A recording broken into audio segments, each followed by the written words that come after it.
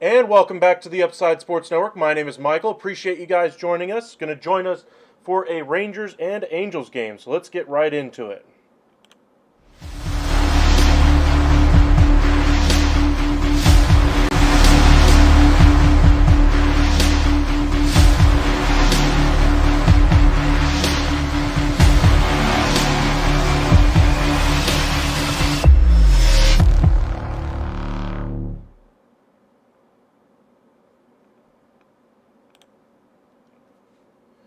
So the Rangers had a massive weekend this weekend, defeating the Seattle Mariners, who came into town with a big series. They faced each other 7 out of the final 10 games of the season for the Rangers. They are actually facing Houston today anyway, but Texas had a great series, swept the Mariners in Texas to give themselves a 2.5 game lead over the Houston Astros. Meanwhile, the Astros got swept at home against the Kansas City Royals. So we'll see how things unfold for them the rest of the way, but safe to say, not the close to the season the Astros were hoping for.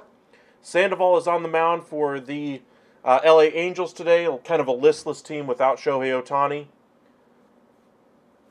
Sandoval got the strikeout of Simeon, and first pitch swinging here, Seager drives this one for a single into right, gets right back to his hot swinging ways.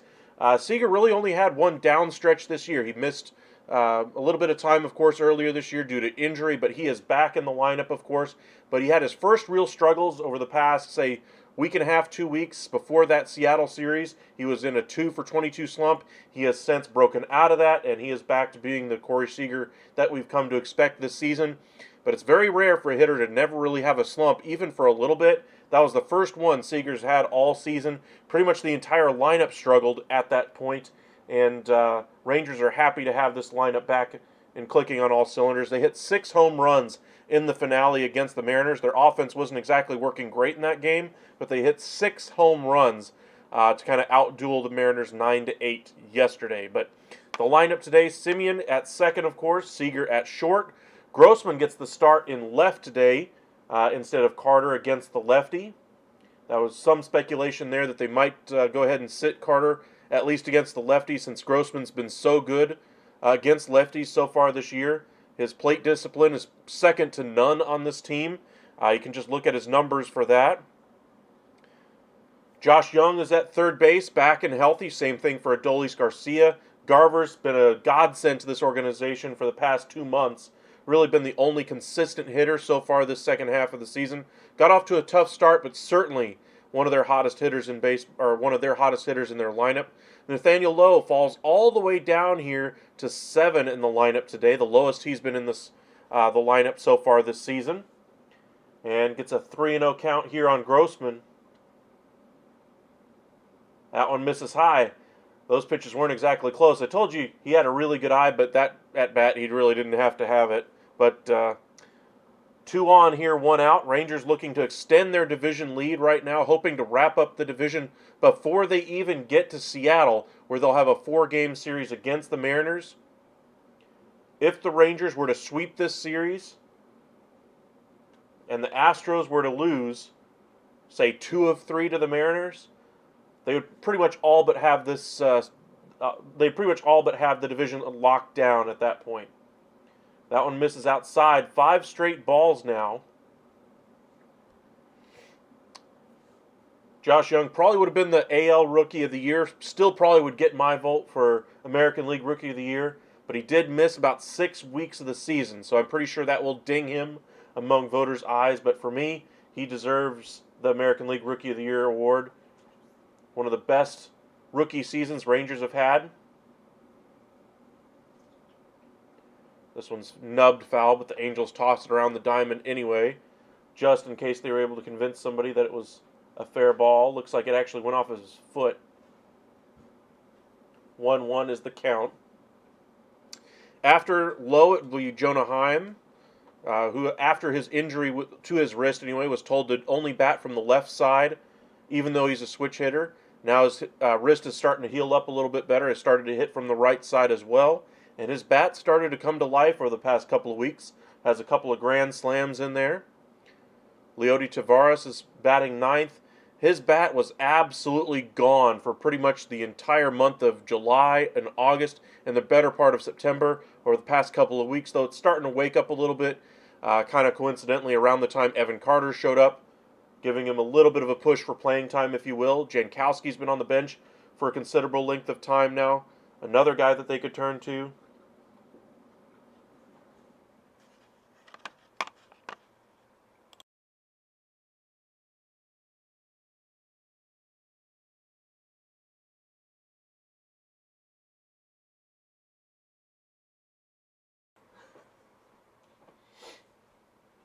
Now 3-1. Looked like a little bit of a curveball there, right at the top of the zone, fouled off by Josh Young. And we'll have the count full here in the top of the first. 2 on, 1 out. As I mentioned, we'll be checking in quite frequently with that Houston and Seattle game. We were tempted to do that one for you guys, but I know we got quite a few Rangers fans, and Rangers are the division leaders right now, so they get the nod tonight. We might do that Houston-Seattle series tomorrow, and then on Wednesday we will do the finale of this Rangers and Angels series. But as I mentioned, Evan Carter does not get the start here. I imagine he'll be the first guy off the bench, though, once they go to the bullpen. 3-2. This one's tapped to short, on to second for 1, to first. They got him. Double play, and that ends the inning. Nice work there by Zach Neto. Looked like they were going a little bit slow. I wondered if they'd be able to get it turned, but they do. Looks like we might have a challenge here. We'll see. John Gray gets the start for Texas today. Nope, looks like they passed on the challenge.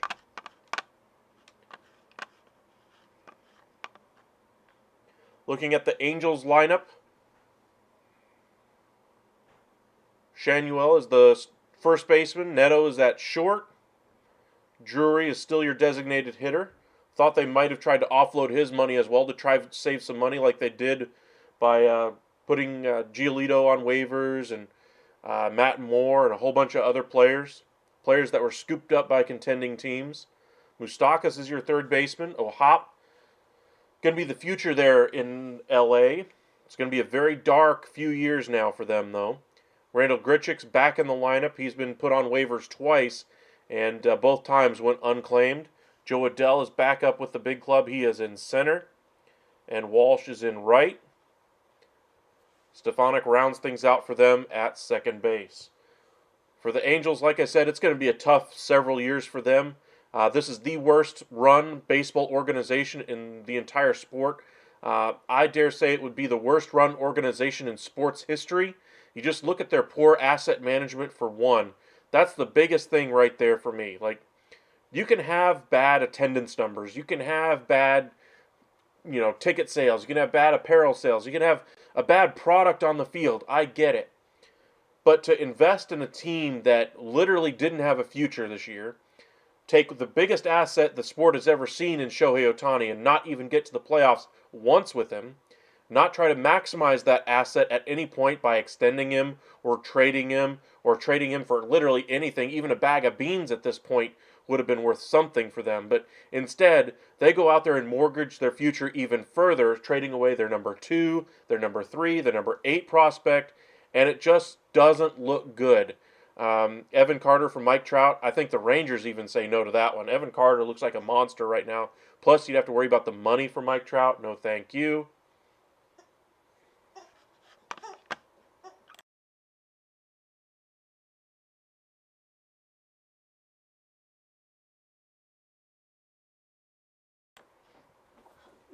This is a foul ball off of his foot here for the leadoff hitter, and he is in some considerable pain.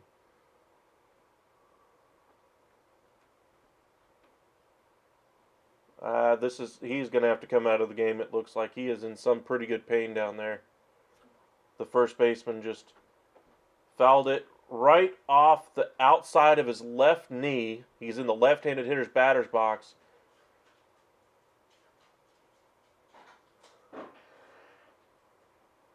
I'm wondering if that's just going to be a bruise or if he, dislocated his kneecap on that one. First pitch of the game, he is still down. Trainer's working with him. Nevin's out there kneeling with him. He nailed it pretty good. Looks like he's having a hard time straightening his knee. There he goes.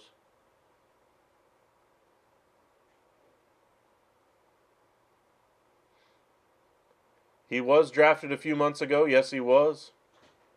When does Drury bat? He bats third in the lineup today. Welcome in, Kevin. Welcome in, Ethan. Welcome back, Hank. This is a long pause here for John Gray, though. They got him up trying to shake it off. I'm still not sure he could run. Duran for Cole. I don't know. I mean, I do agree with the sentiment there, Hank. I do like the idea of trading for another starting pitcher because you've seen how starting has gone this year for the Rangers, and that's badly. Every single starter they've tried to trot out there has had some type of wheels fall off the bus kind of scenario.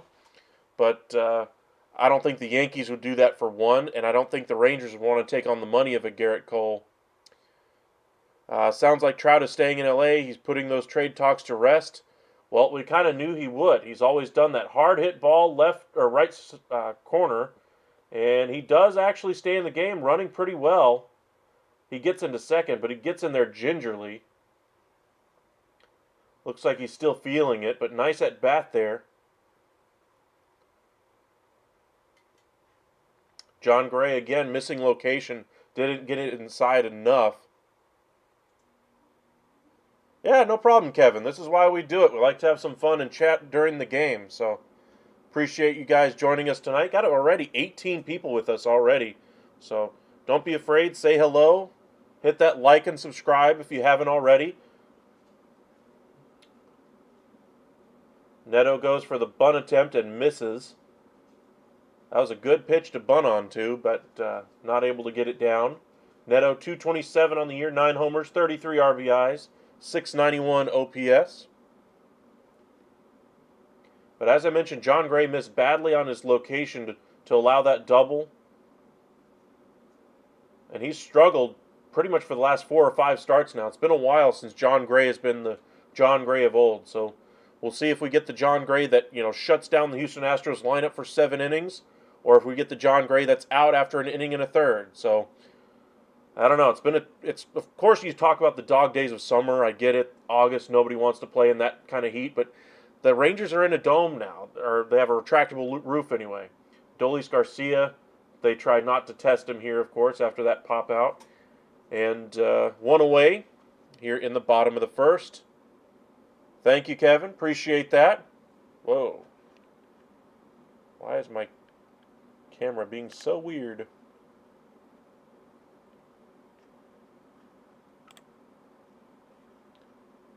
See if I can fix it live with you guys.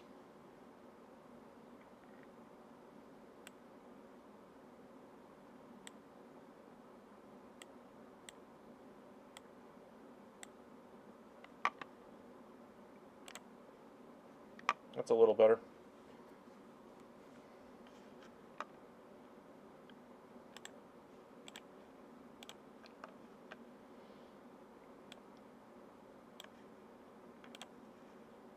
There we go.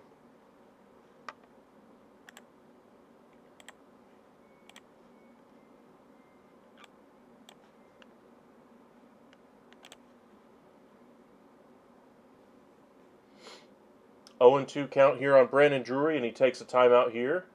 John Gray got him to chase on that one. After this half inning, we'll check in on that Houston Astros game. Welcome in, Preston.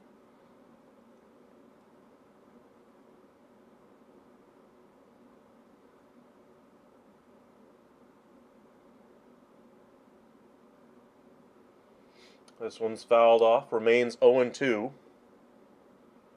As I mentioned, John Gray's been pretty awful the past several months now. Or, well, I say past several months. At least the last month and a half, almost 2. We'll see if he's able to correct those issues.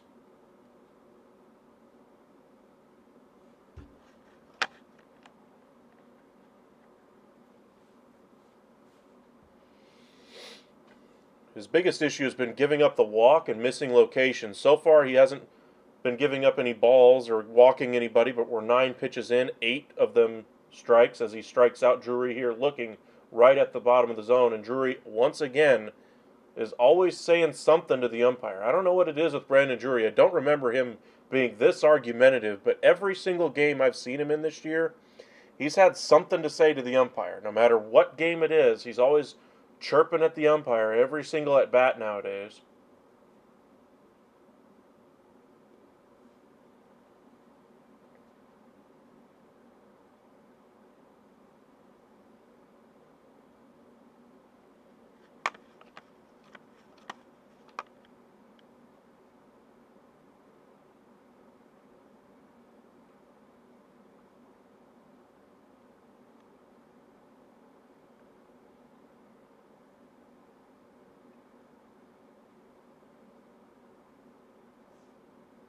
That one misses outside to Moustakas, now 2-0. Just as I mentioned, he was throwing strikes. He quickly throws back-to-back balls here to Moustakas, who's kind of resurrected his career as well with this team. Kind of been one of their leaders in the clubhouse, even though, the results aren't really there. He's been one of the few leaders on this team one of the guys on this team that actually took a leadership role when there really wasn't anybody willing to do that before. You'd like to think Mike Trout would be able to do it, but he wasn't healthy at the time, so they brought in a whole bunch of veterans like Drury this year. He wasn't leading this team, but Moustakas came in and at least rattled the cages a little bit, and it didn't work, but at least he tried, I'll put it that way. He's been on some World Series teams, so he knows what it takes to get there, and one of the few guys in the clubhouse who actually knows what it takes to get there. But just not enough for the Angels this year. As I mentioned, Texas is trying to lock up the division. If they sweep the Angels and Houston loses 2 of 3 to the Mariners, it's pretty much church, folks. This one's cued off the end of the bat. Just unable to keep it fair. If he was, that's going to be a run-scoring double. Do we want M's to beat Houston? I do. Speaking as a Rangers fan, I would just like to see the Astros. That lineup is going to be scary if they get into the playoffs.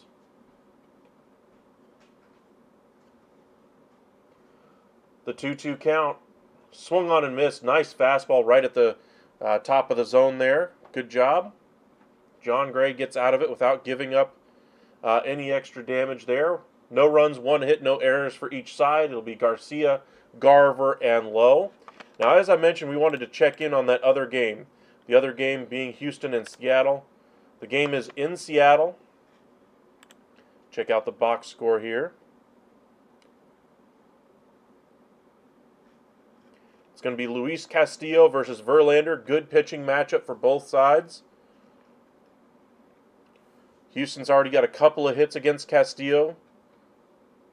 Runner on third base, 2 outs. Dubon is up. He is hitting 8th on their lineup today. But you look at the way their lineup is constructed, it's very difficult to see another team have a better 1 through, say, 4 maybe even 5, I guess you could call it. But you look at Altuve, Bregman, Alvarez, and Tucker. Those 4, that's probably the best 4 hitters in all of baseball right there. The Braves could give you a nice argument for that as well. Dodgers could give you an argument or case for that as well. But for my money, that Houston Astros top 4 is pretty formidable. Bregman's probably the weakest link out of that group this year. You look at the Braves top 4. That's, like I said, you got Acuna at the top. You got Olsen at the top. Riley's up there. It's going to be really difficult to see the Astros, that top 4, being beaten by anybody. But the rest of their lineup isn't as deep as it used to be, but it's still pretty thick. You're looking at the Abreu signing. Hasn't worked out so far, but he's starting to hit the ball a little bit better. McCormick hit that big home run the other night, but unfortunately it didn't work out.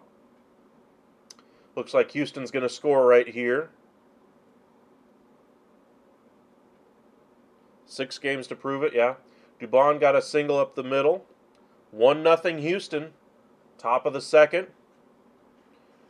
Looks like the Rangers are just getting back from commercial break, and oh my goodness, look at those mosquitoes around Bruce Bochy's head. Garcia makes good contact, floats this one into center. Looks like Adele just got a bad read on that ball and just made a dive at it and caught it, but did not charge that ball at all. Not a natural center fielder. I think they've tried to play him in left quite a bit early in his career.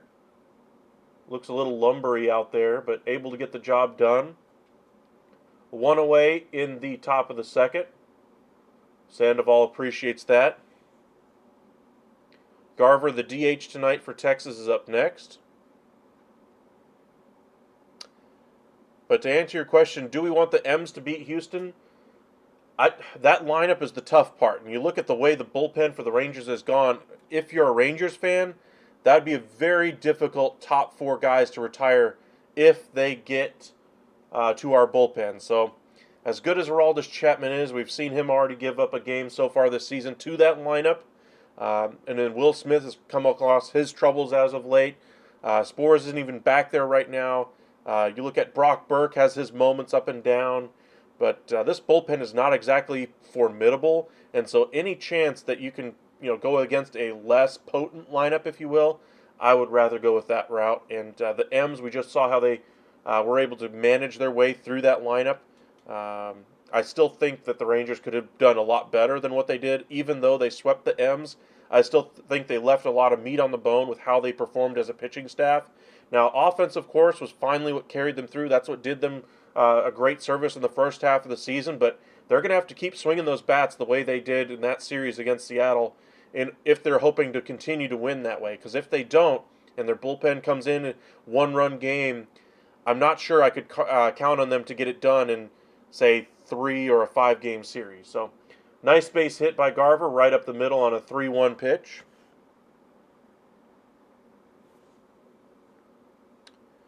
Will be a fun playoffs. First one with the new rules, I agree.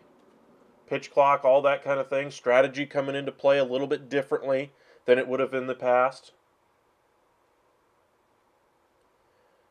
Well, they've had that issue all year long. Welcome in, Angel.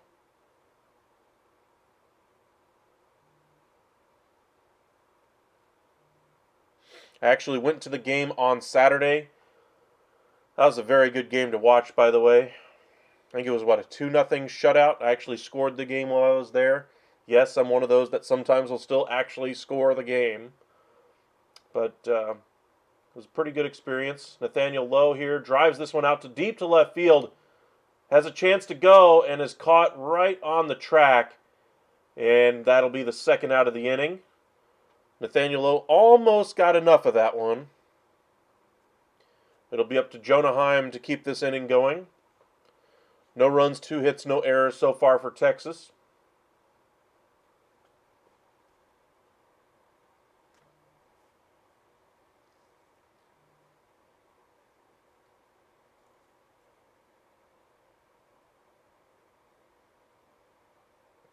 I know a lot of you guys are watching Monday Night Football. A couple of good games out there. Well, I say good games. Games that should be better than what they're being billed at right now. Tampa Bay playing a little bit above their heads But of course, last I looked, they were getting taught a lesson by the Eagles' defense. Meanwhile, the Rams and the Bengals, the Super Bowl rematch, Bengals haven't been able to get out of their own way, but we'll see how how things go. Put out a couple videos today, getting you guys amped for the NFL season, keeping you guys up to date on everything that's happening. We're 3 games in. I'm already convinced the Vikings should tank. They're 0-3. This was the winnable part of their schedule, and they goofed it up.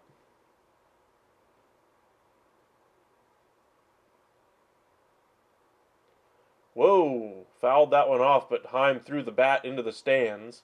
Lands near the batter's box, or the on-deck circle, I should say.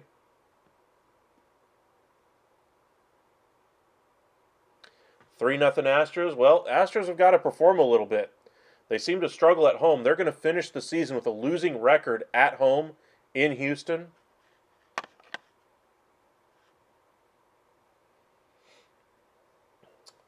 1-2 is the count here to Jonah Heim. Stretch our legs here at the end of this half inning. So make sure you guys stick around. This one's tapped foul again. And we'll do it all over. For Texas, this is a big start for John Gray. I mean, John Gray is going to have to convince this Rangers coaching staff that he deserves to be the Game 4 starter in a series. Right now, you'd probably think that they're going to go Montgomery and Dunning, probably as your 1-2 combination, as far as your first starter out of that thing for them. And then Eovaldi probably gets the third start because of how good of his first half was. And this coaching staff really seems to trust Nathan Eovaldi, even though he hasn't really performed nearly as well here in the second half of the season. But he's able to get it done. He's done it before. He's got that experience. So that's probably your 1, 2, 3. If they somehow end up in the wild card, that would be probably the 3 you'd have to go up against Tampa Bay with. As a Rangers fan, I'd be hoping for that first round bye, and then you can set up your lineup however you want and your pitching rotation. So, and you'd get games at home, whereas you'd probably be on the road facing Tampa Bay for all 3 games if you manage to get that far. But I think Texas, if they're able to get the bye, I think they have a very good chance to get out of the American League and get to the World Series. Now, do I think they're the favorite? By no stretch of the imagination. I think the Braves are by far the favorites. I don't think it's honestly very close at all between them and the second-place team. But for me, on the American League side, there's nobody that really scares me outside of the lineup for that Astros, that top 4, because the way the bullpen has performed for the Rangers, you know they're going to have to face them at some point in a playoff series if they get into the playoffs. So if I'm a Rangers fan, I'm rooting hard for the Mariners this week.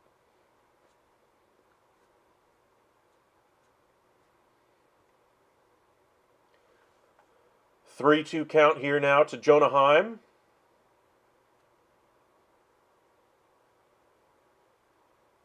That one misses just a little low and inside, and that's another walk here.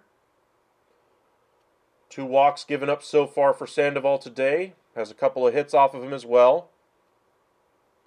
Hey, I'll put it this way. If you're a Rangers fan and you're upset that you lose in the World Series against the Atlanta Braves and you're all bummed out and you think this team should be torn down to the studs, get a grip, my guy.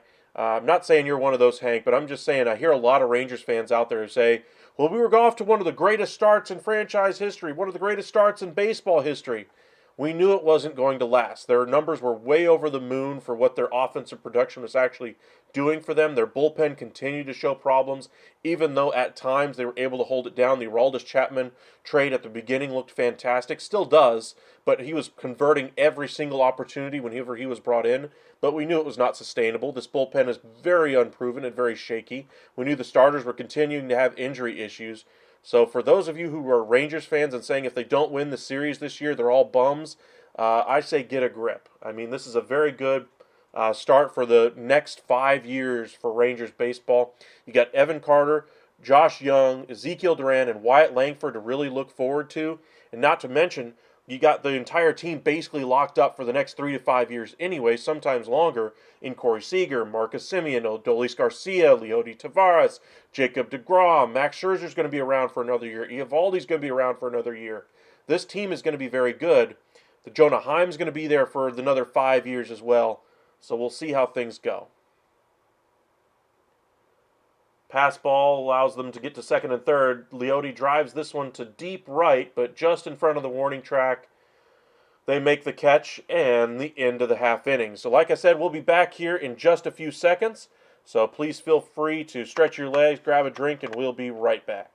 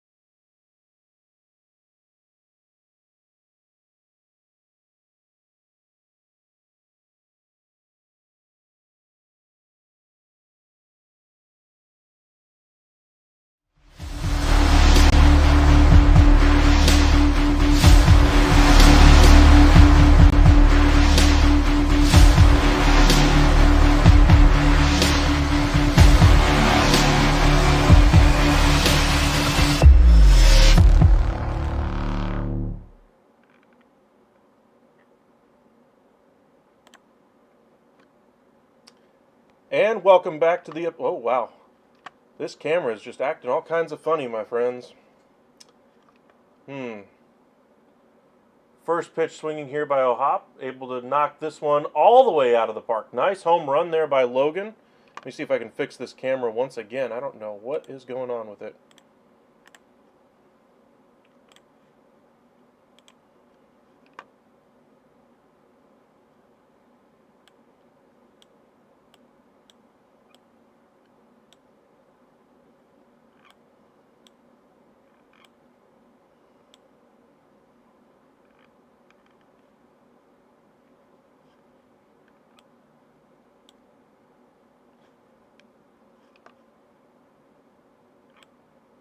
Bear with me while I fix this real quick.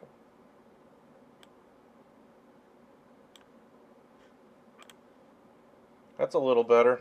Yeesh. Welcome back, Charles. I swear I don't do a live for a week and this camera's been acting weirder than it ever has since I bought it.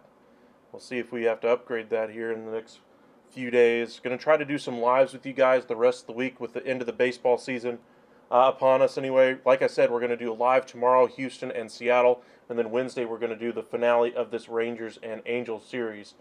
But John Gray missing location again to start an inning. You can see Bochy's already having the queasies over there on the bench for the Rangers. Just kind of looking around, not really sure how to get comfortable right now. The 1-2 here by John Gray misses location. 2-2. Is my last name McFly by any chance? No. Okay, I haven't changed any settings, and the camera's changing color on me. That's it. I'm getting a new camera tomorrow.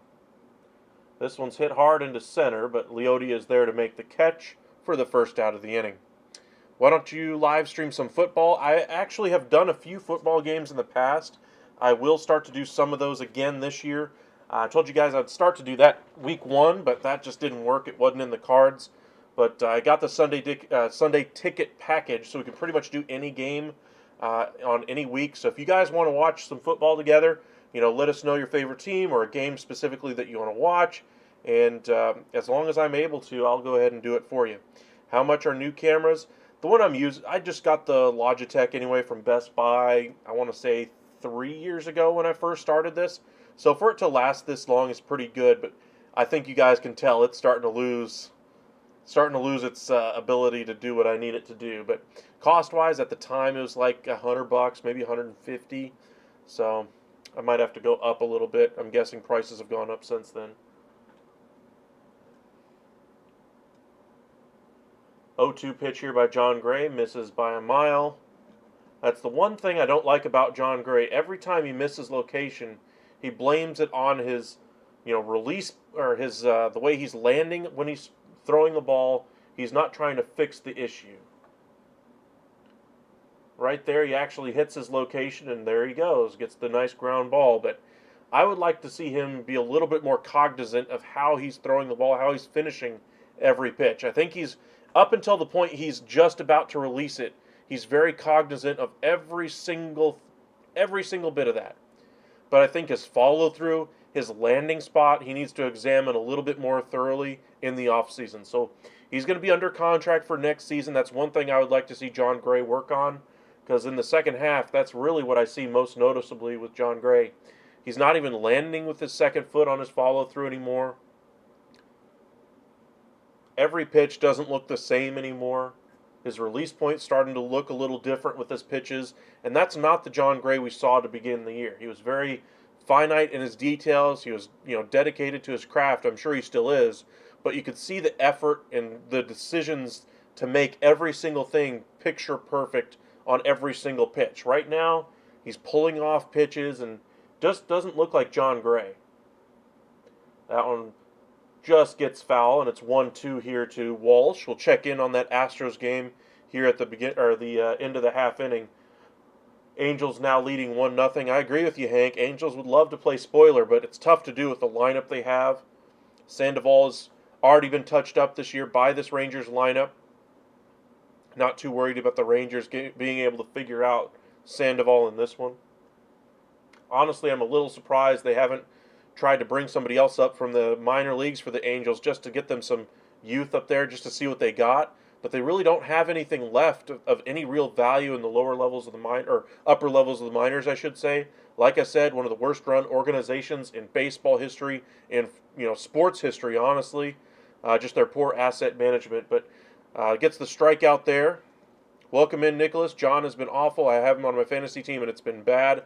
Yeah, he's been bad for a while now. So he needs to, course correct here. Like I've been talking about, they just need to figure out, get him more focused on those. I think his landing, where he's landing on his pitches, he needs to focus on that.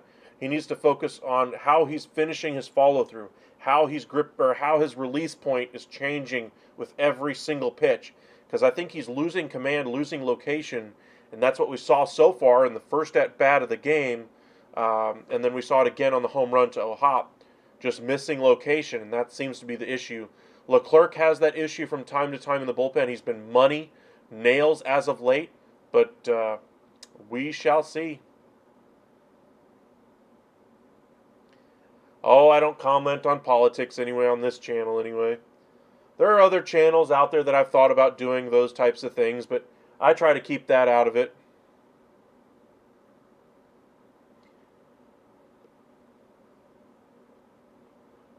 The only time politics for the Rangers, for instance, would come into play is that they had George Bush as part owner of the team for a period of time, but that's about it. But as you can see, the Astros lead it 4-0 in the top of the third. Scored 3 in the second, another run already here in the third. Looks like they just threw out a runner at second base. Nice work there by Cal Raleigh. Ohtani should go to the World Series champion. I think there's a good chance that could happen. If the Rangers are the champion, for instance, I think they're probably in the top 5 teams that he would go to right now. And that's just speaking, just as a baseball fan. I think there's a few markets that we can consider Shohei Ohtani as a possibility, Texas being one of them. Not saying they're a favorite, but I think they're not necessarily a dark horse either. They're definitely better than a dart throw's chance of being able to sign him. You look at teams like, for instance, Seattle. I think even though they're on the West Coast and have had some familiarity with his culture, all those kinds of things, I just don't think that they're more likely than the Rangers to get him. I just think the Rangers are far better of a team, far more superior, and are willing to go that far as payroll. You look at what he might end up costing, you're talking about a $500 million player, even with the Tommy John that he needs. Semien takes that one for a strike. Now 2-1 here in the top of the third. But Semien so far in his last 18 games has started to heat up a little bit. 329 average. Had a couple home runs in the game the other day. This one's fouled off, and it's 2-2. Sandoval got the better of him in the first. His only strikeout of the game was of Marcus Semien.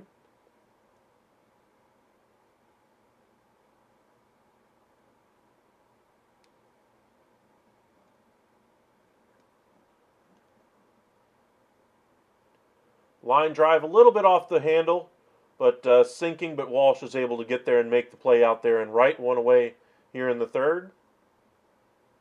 You can see Sandoval's trying to encourage his younger teammates out there.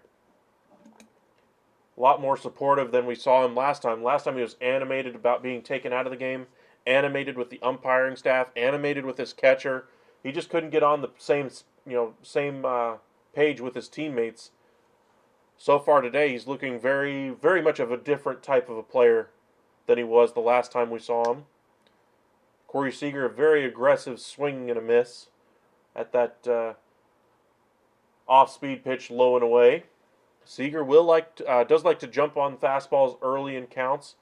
That's why you see him pull the ball quite a bit. But he's got this thing pretty much locked down with how he wants to approach it. I don't think anybody does know what Ohtani wants to do. I think Ohtani has a good idea what he's looking for in free agency. I don't think he's made up his mind by any stretch of the imagination. I think Ohtani's willing to go into free agency and at least hear teams out. But I think he's got probably 2 or 3 teams that are probably on his radar. And then I'm pretty sure at least one team will surprise him and say, hey, this might actually be a good spot as well. So do I think it's, lock, stock, and barrel that he's going to go to the Dodgers or the Mets? No, but I think that those 2 teams probably are right up there among the best chance to be able to bring him in. I think the Angels would be kidding themselves if they think they have a prayer at having him back with that organization. I think he's doing what Mike Trout is doing right now, which is saying all the right things. Hey, go Halos, I'll be cheering you on, all those kind of things. Meanwhile, Mike Trout is also tampering down, trade rumors. But I told you guys, pretty much since I started doing this, is that Mike Trout is probably the most loyal sports figure we have ever seen in professional sports, any sport. And I know a lot of you guys are, Rangers fan. You guys have seen Dirk Nowitzki, probably the most loyal sports guy I have ever seen in my entire life. He is right up there with Dirk as far as most loyal guys. It'd be really difficult to say who's more loyal than Dirk, but Mike Trout would be right up there, and he's never going to say anything like trade me or I don't like it here, I don't like the direction of the team. He's never going to say those things. He's always going to say, I believe in the future of this club, I believe in the players we have in the clubhouse, I believe that they'll be able to get the pieces we need, I believe we'll be able to win, I believe in the direction of the club, I believe the manager's the best guy for the job. He's never going to be the guy that says, hey, if we only had one more bullpen piece, our front office didn't get us one. He's never going to be that guy, and I think it's to be commended as far as being able to handle yourself publicly. I hope he's having more realistic discussions behind closed doors than what we hear publicly. But privately, I'm hoping he's still having those conversations within the club as far as what can we do to get better. Because him missing out on the playoffs, having your best player in the entire sport not be in your own playoffs has been one of the biggest drawbacks for baseball's growth.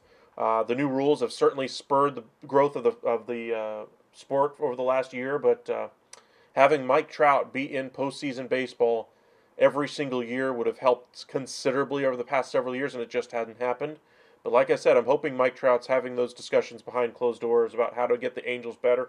But I just don't think it's going to happen at this point, and I think they will. I don't think Mike Trout will request it, but I do think there's a good chance that they would be okay, or he would be okay with the trade if they made it without his consent. So there's a lot of teams out there that could use a pitcher like him. Grossman takes a look at that one, and tough pitch for Sandoval not to get the call. That one just off the outside corner, and again, that looked like a strike, but didn't get the call. We'll see if this unravels Sandoval a little bit. That's his 3rd walk of the game. 2 walks of Grossman today. Grossman has a good eye, but those were strikes. Umpire missed those calls. We're starting to see some player support, by the way, for the Robo umps. Those are in the minor leagues right now. There was discussion that they would be up for next year. Manfred said, no, that's not going to happen. That's not going to happen. Earliest would be 25. Well, right after he said that is when players have started to come out in support of the automated strike zone, and we could actually see it next year. They're experimenting with it quite a bit at the end of this year. I think AAA is the only one going on right now, but we'll see what they do with the fall league and all those things. The 0-1 here to Josh Young. Swing and a miss. Not a good swing decision on that one. Tailing fastball, low and away.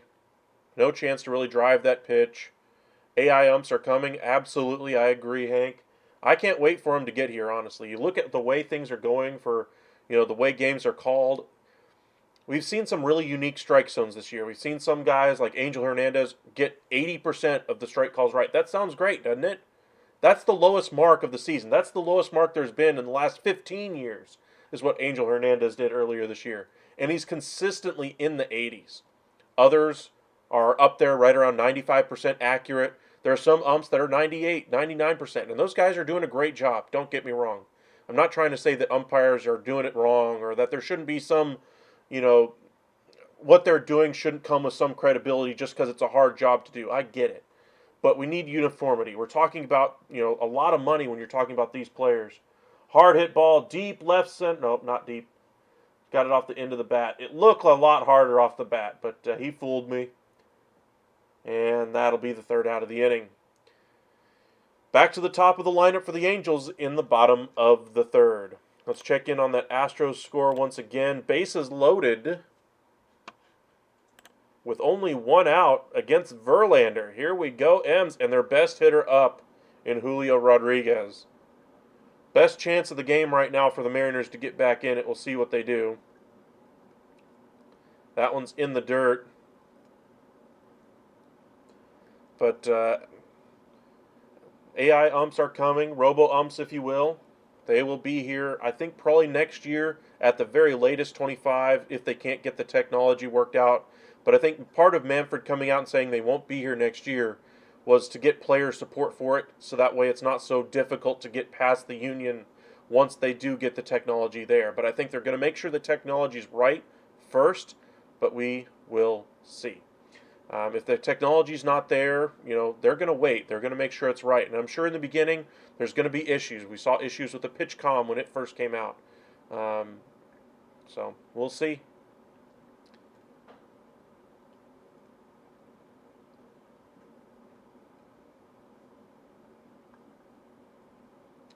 Wow. What a big double play. Rodriguez, their best hitter, grounds into a double play. 6-4-3 double play. Ouch! That one hurts. But hey, if the M's take 2 of 3, that's all you need if you're a Rangers fan anyway. So, not too worried about it at this point. Rangers, as long as they take care of business, should be doing fine.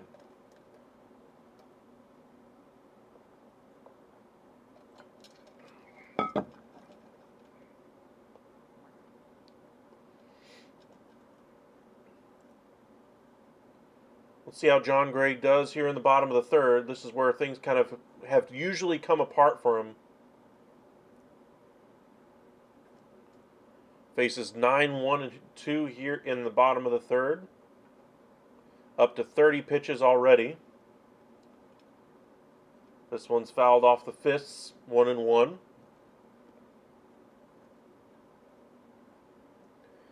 But talking a little bit more about Shohei Ohtani, that's we'll have a lot of videos coming out here in the next couple weeks about Shohei Ohtani. He is going to be the story of the offseason, where he goes. I think this free agency market's going to be held up quite a bit by him. There's not a whole lot of hitting on the, that side of the ledger, and so teams that are looking for a position player, DH type, are going to be looking for a guy like Shohei. Like I said, there's not a lot of hitting out there. As far as starting pitching, he's going to miss time next year as far as a starter. Don't get me wrong, but you look at what he might be able to contribute from a bat. He is going to be one of the most sought-after players ever. If he had been healthy going into this offseason, you're probably talking about a $600+ million contract, but I don't think it's going to get quite that high. Got 27 of y'all with us right now. Appreciate it.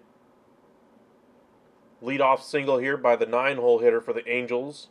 John Gray in a little bit of trouble here already in the third. Gave up the home run the last inning. He's missed location in the strike zone, which is a little scary once you start missing over the plate. Those balls can go a long way. This one misses up and in, but at least this one missed off the plate. 1-1's the count. But Shohei is going to be one of the most sought-after guys ever in baseball history. As far as teams that might be looking at him, we've talked a lot about the Dodgers clearing payroll. That way they could, reset their books to go after Shohei this year and give him, whatever he needs. Strike on the outside corner there by Gray. Nice pitch. Dotted that one up.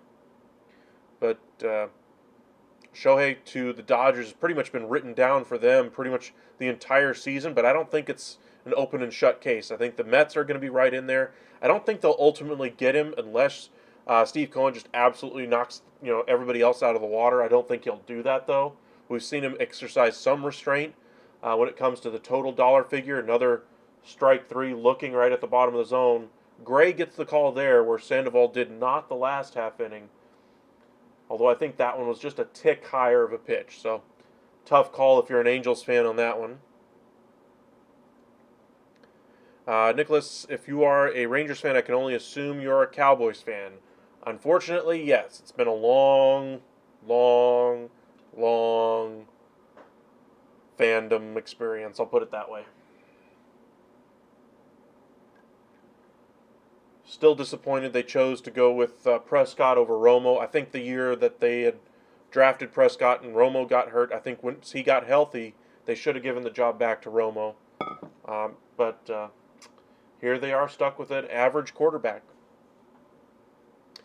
But anyway, back to the Shohei conversation. I was talking a little bit about the top 5 for me as far as where he could ultimately go. Shohei for me, Dodgers are probably the safe bet to be the number 1 for me. I think the Mets are probably in the 2-3 conversation.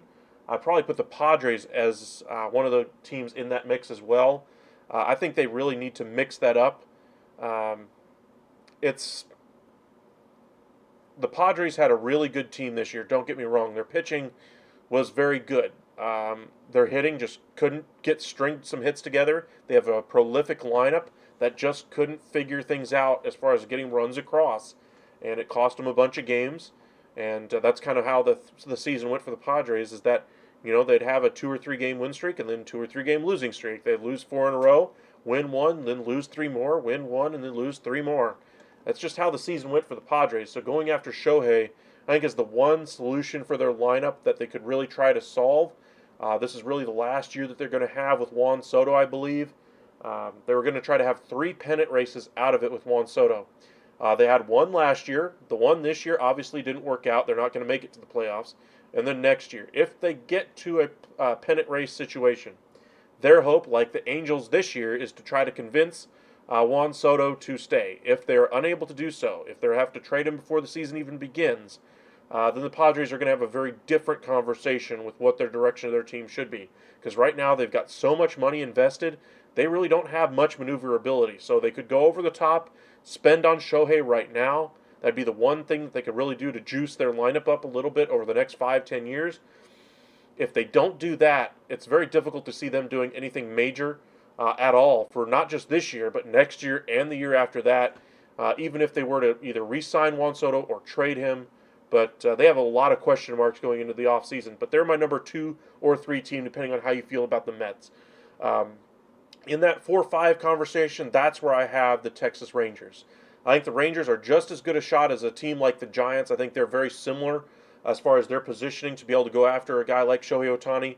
Giants have all the money in the world to go after a top-flight free agent. The question will be, with the injury now to the arm, are they willing to go quite as far as they would have beforehand?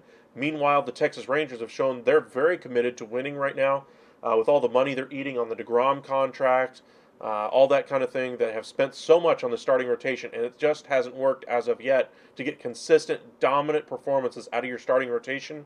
They need to solve that bullpen, don't get me wrong, this offseason, but Shohei Ohtani would be the biggest boon to that lineup that they could really have.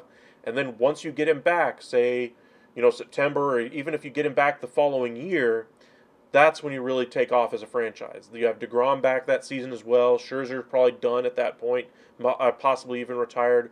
Jordan Montgomery, you probably don't bring him back if you bring in Shohei Ohtani. But it's going to be a very interesting conversation to see where Shohei goes. But for me, Dodgers still probably the favorite. Then I kind of have a tie at second and third for me. Mets and Padres. Fourth and fifth are going to be a tie again between the Rangers and Giants. But like I said, there could be some other teams in that next tier. For me, there's 4 tiers as far as teams that are looking for Shohei Ohtani. There's the favorites, which I consider the Dodgers. Then you have that tier 2, which is going to be teams like the Padres and the Mets. Then you get to tier 3, Texas and the Giants. After that, you get teams like the Mariners, the Twins, the Yankees, teams that could go out there and spend on it, but are probably not going to do so. Gray gets through the bottom half of the third. We go to the fourth, still tied at still 1-0 lead anyway for the Angels off of that home run in the second. Let's check in on that Astros scoreboard. Still looks like a 4-0 game there. I don't know what the Mariners are going to do here. Very difficult situation for them. They just come off of a 3-game sweep against the Texas Rangers.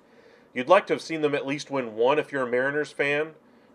They had a really good chance yesterday, but unable to get that rally to come through. 9-8 was the final, I believe, yesterday in Texas. Today you go up against Verlander. You got Javier tomorrow. That's the game we will have for you guys live. So make sure you guys hit that like and subscribe. Hopefully we'll have a new camera to be able to fix this lighting and graying issue. But something to consider. Looks like they're back out of commercial break for the Rangers. Adolis Garcia leading things off. He's definitely changed his swing path since he's come back from injury. He looks like a very different hitter, a lot more patient like he was earlier in the year. He's not selling out for a massive, bat speed type of swing. He's actually more patient right now, and he's being more cautious with his swing. He's still swinging hard, don't get me wrong. He's El Bombi. I mean, he has muscles for days. I mean, he can knock a ball out of the ballpark, but he's not selling out for it like he was before the injury. His first couple of games, he was still doing that, but he's really kind of refined that over the past week. It looks like he's trying to draw more contact and walks. Got a 3-1 count against El Bombi on this one. This one bounces in the grass in front of the plate, and he'll take a walk. El Bombi did that yesterday as well. He was my player of the game on Saturday. Worked a couple of walks in that one against a guy who doesn't give up any walks in Logan Gilbert. Had the big base hit off of him, a double down the line. Scored both runs, had a steal in the game. Rangers absolutely needed him. Sandoval misses high, and catcher's going to go out and have a chat with Sandoval here to see what they want to do. See if he can correct something. Maybe O'Hop saw something as far as how he's striding. Part of the reason the Angels struggled, though, this year was because Logan O'Hop was not available. He was out due to injury for several months this year. He was kind of carrying them offensively for the first month of the season, and then just got injured and just recently got off the injured list. He'll be, the one bright spot on this team for the next few years if Shohei does leave, which I do expect. Mitch Garver had the base hit back in the second inning. 385 average for Garver in his last 4. That one right at the top of the zone, 95-mile-an-hour heater. Nice work there by Sandoval, and evens the count 1-1. Again, if you're new here to the Upside, we cover MLB, the NFL, NBA, and the NHL. We'll be doing some NHL games for the end of the month as well. Stars get off or start up their season, I believe, on the 12th. So we're only, 2.5 weeks away, a little less than 2.5 weeks till the start of the NHL season. Excited about that one. Hockey is probably my favorite sport to actually watch and enjoy. Definitely my favorite sport to actually go watch. If you actually get to go and sit, you don't even have to be right on the glass. The first few rows are all pretty much very similar experiences. I like to go on that second row behind the glass, just because that's cheaper seat obviously than right in front of the glass, and it's still right there, and you can still feel the wind as the players go past, as how fast they're skating past you. It's a really fun game to watch. So if you haven't gotten a chance to check out an NHL game yet, please do so. You'll be in for a treat. Garver takes that one on the inside corner to fill it up. It's now 3-2 now.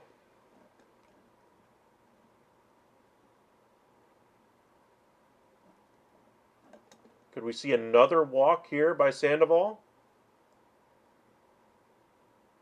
Misses high and away again.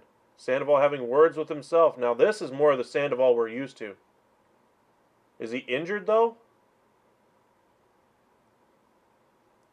I think he's injured. Trainer's coming out. He kind of walked all the way back to second base, frustrated with himself.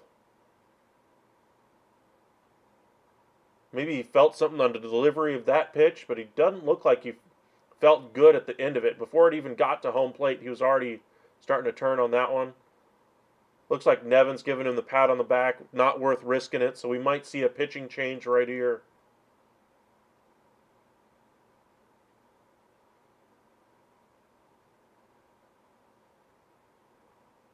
I'm not even sure it was his pitching arm. Might have been his, because he took off his glove immediately. Yep, they're going to the bullpen. Sandoval's gone. Did he do something to his non-pitching arm? Looks like Suarez is coming out of the bullpen. Fans are trying to get him to sign autographs as he's trying to come into the game. Dude, I gotta work. I can't sign autographs right now. But hopefully Sandoval will be all right and it's nothing major, but he did not look happy with how that one went and pretty much knew something was wrong instantly.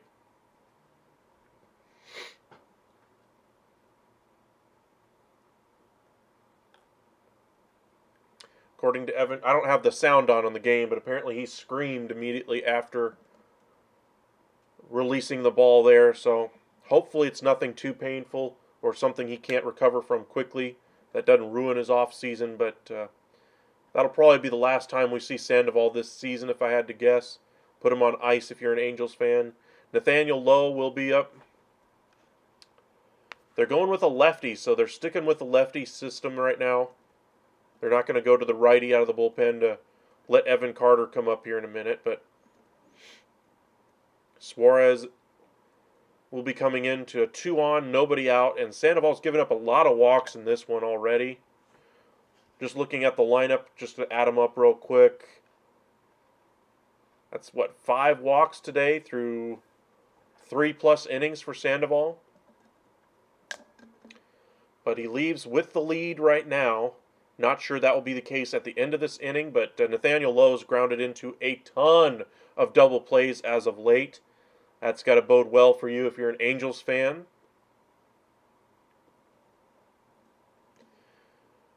Nathaniel Lowe is one guy I'm always expecting a little bit more out of, but I don't know. He's just not a power hitter, I guess is the best way to put it.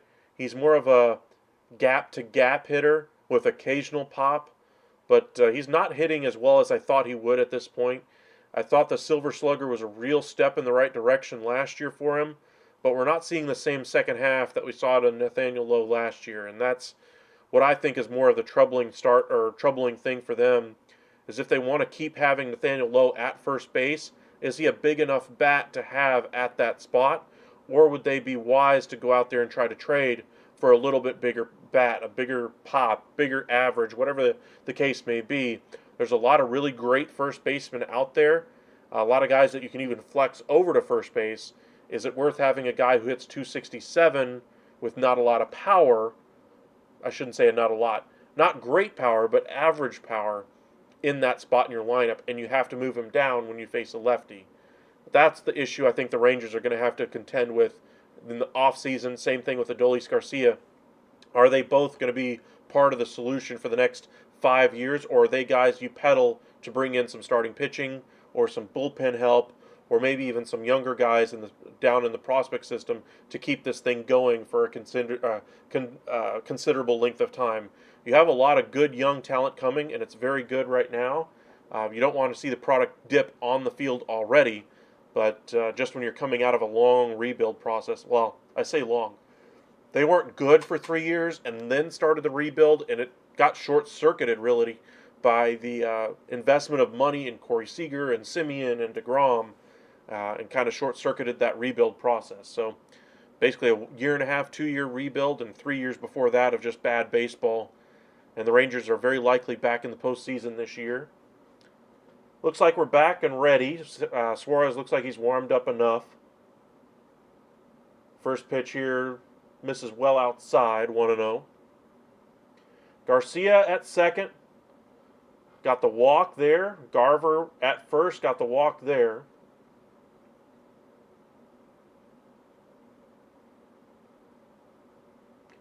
Good thing for Nathaniel Lowe is .365 on base percentage. That's good for 8th in the American League.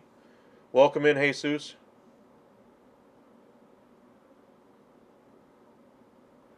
You're not getting rid of Garcia. He's the heart of the team. Well, he's the heart of the team this year. Oh, hard hit ball, deep right field. Walsh able to range over and make a play. Nice work. Garcia tags and goes to third. Runners will be on the corners now. At least it's not a double play there for Lowe.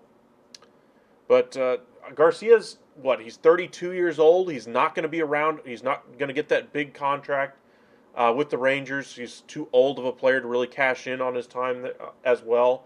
So he's going to be an affordable contract. The question will be how many great years can we expect out of Adolis Garcia?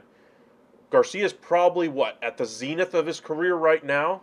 You're saying he's going to get better at 33, 34, 35? I don't see that. I think you're probably looking at best at a very similar performance this year, maybe next year, and then after that you're going to see some performance start to tail off for Adolis Garcia. So my question is, with Wyatt Langford looking like every bit the all-star starter in right field for the next decade, how soon do you bring him up? I don't think you do it right now. I think your team is pretty much set this year. But I think starting next year, he's starting day one for the Texas Rangers next year. Where's he going to play in the outfield? Is Leody Taveras gone and they move Carter into center and Langford into left? Do they trade Taveras to do that? Do they trade Adolis Garcia and go with Taveras in center since they want more defense out there? But Adolis does have a really good cannon of an arm right now in right field. Has some flexibility to play center as well. But I think Carter probably, in the best case scenario, is probably your left fielder starting next year, at least from a defensive standpoint. You look at Taveras in center, hard hit ball right up the middle, but lined right at the second baseman. And Heim is the second out of the inning. It'll be up to Leody to keep it going here in the fourth.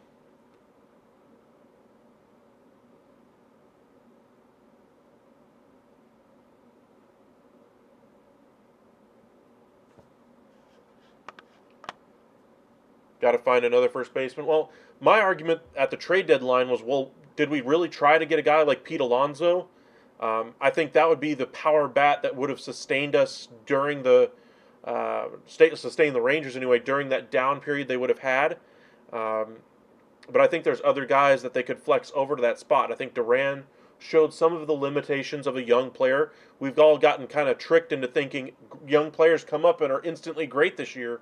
The Rangers have tried that multiple times with other prospects in the last 2 or 3 years, and it's been nowhere near this successful. They tried it with Leody Taveras, and you saw how he fell on his face, had a below 100 average with over 150 plate appearances at one point. They had to send him back down to get his swing fixed, and now it's at least fixed marginally, but you still see the struggles at times for Leody, at the plate. But my question is, for this team long term, you're not going to be able to get much for Adolis Garcia if you decide to trade him after he's out of his prime, which is right now.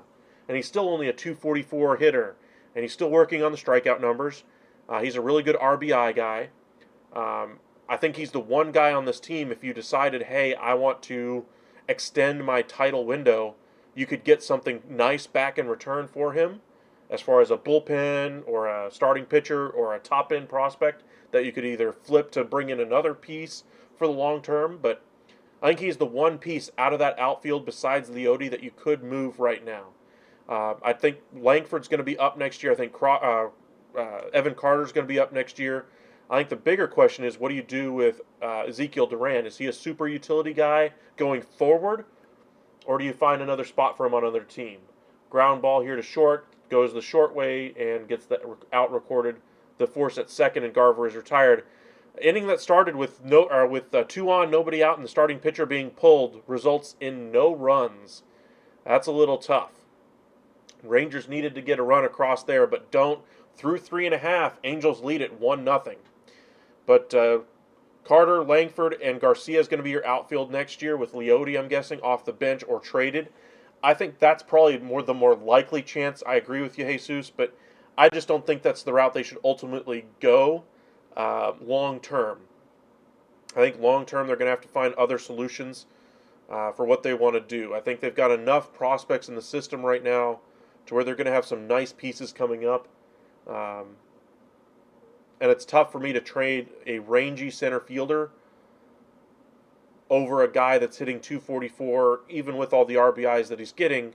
And as important as to your team as he is, you're still looking at guys that are more important to this team, like Corey Seager, Marcus Semien. Those are the guys you're already paying $25+ million to.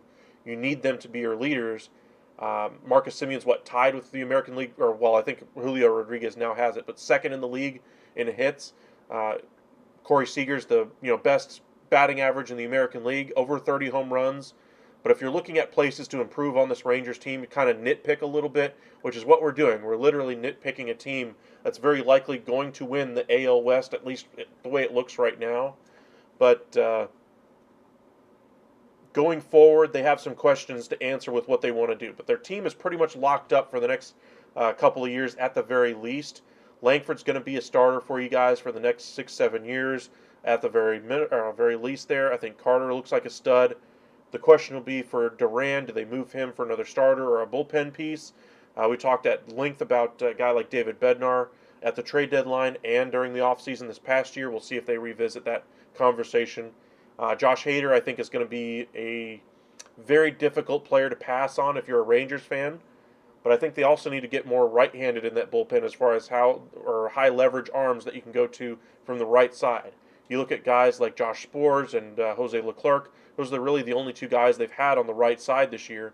The left side, you look at Burke, you look at Chapman, Will Smith. They need somebody from the right side, even if they get a guy like Hader. 2-0 count here to Moustakas. Gray once again missing location. If I'm the Rangers right here, I'm already starting to get that bullpen warmed up. This one's off the end of the bat, lifted into medium right center, and Leote gets there and makes the catch. First out of the inning. I'm still worried with Gray's location right now.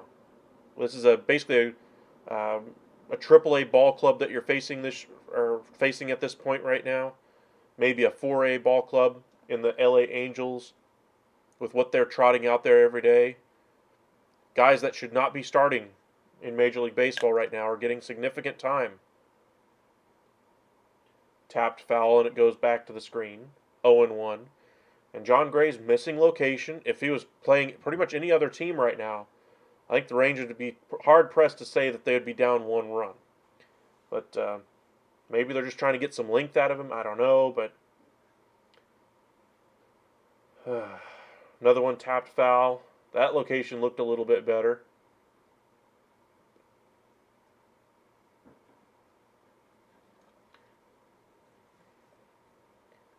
I will say this, though. Once John Gray starts to lose his location, that's when you start to get that bullpen going, especially if he gets that number 4 spot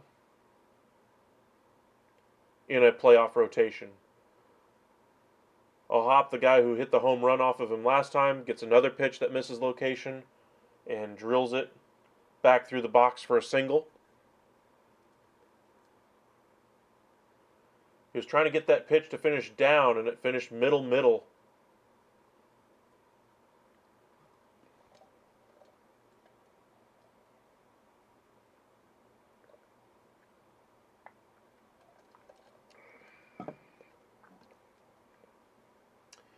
Randall Grichuk is up next. Swings at one in the dirt. 0-1.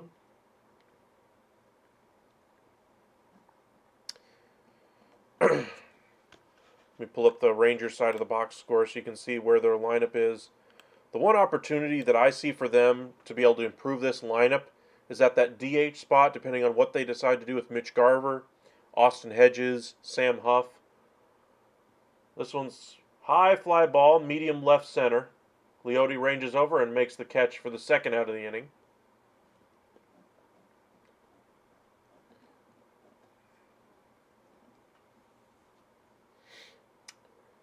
Gray threw 3 2/3 at 51 pitches at the moment. Joe Adell coming up. But you just look at this lineup at places where you could improve. Jonah Heim had a really good year this year, had the injury issue that kind of set back his bat anyway. But I think that also kept him fresher. We saw the issues last year where he just seemed to wear down in the second half of the year. I think the injury actually allowed him to stay a little bit fresher, which I think bodes well for the postseason.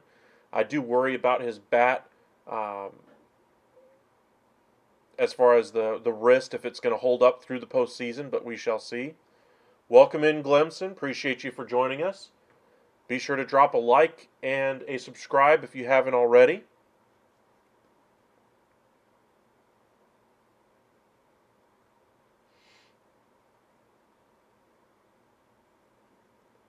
Gray steps off there. 1-1's the count here to Joe Adell. But you look at this lineup, where exactly are you going to take somebody out? You're not taking Semien or Seager out. You're not taking Young out. You're not taking Heim out. I think Nathaniel Lowe's probably locked in at your first base spot unless you make a trade for a guy like Pete Alonso. So I think that's pretty much the majority of your lineup. Langford's going to get an outfield spot. I think Garcia's probably back next year. Welcome in, Lionel. 1-2 the count now to Adell. That one misses low and away. 2-2.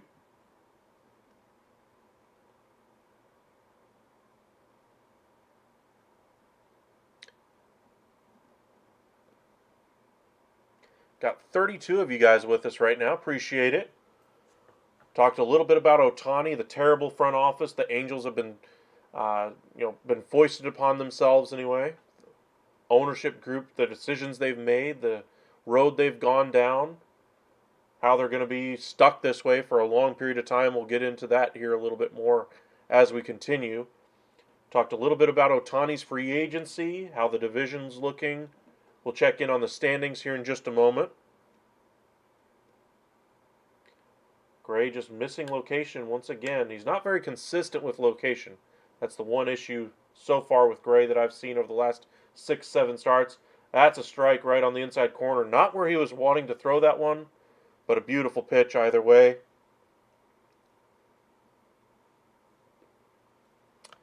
All right. Like I said, let's check in on the standings from around baseball right now. Baltimore's still on top. They're at 97 wins. They've already clinched the division. Minnesota's already clinched their division. They're going to be the number 3 seed in the playoffs more than likely. Should Texas, lose, the rest of their games. Same thing with Houston. That's pretty much the only case Minnesota gets to get to that bye. The winner of the AL West likely gets a first-round bye. Your playoff series right now would be Tampa Bay versus Toronto, and then Houston right now would face Minnesota. That would be a very intriguing series because that would mean Houston going to Minnesota to play Carlos Correa, who I think is actually on the injured list right now for Minnesota. On the outside looking in, you've got Seattle. The Yankees are 6 games back. They don't have a prayer at getting back into the playoff contention right now. They're very close to being eliminated completely as it stands right now. I think they actually will be eliminated after play today or tomorrow. But they're right around 500. That's basically where they'll finish. And they're pretty much stuck with their team for the next several years because of the decisions they've made financially. Same boat as the Padres, just different. But that's kind of how things stack up in the American League. You look at the National League side, and this is where things are pretty much a lot clearer as far as the division. Atlanta, Dodgers, and Milwaukee have already locked up their divisions. The real question comes down to the wild card. Philadelphia is easily going to make the playoffs right now. They got a 5-game lead on both of the other wild card teams right now. So unless they literally lose out and one of those two both of those teams win out, it's very likely that they're going to be hosting a playoff game at this point.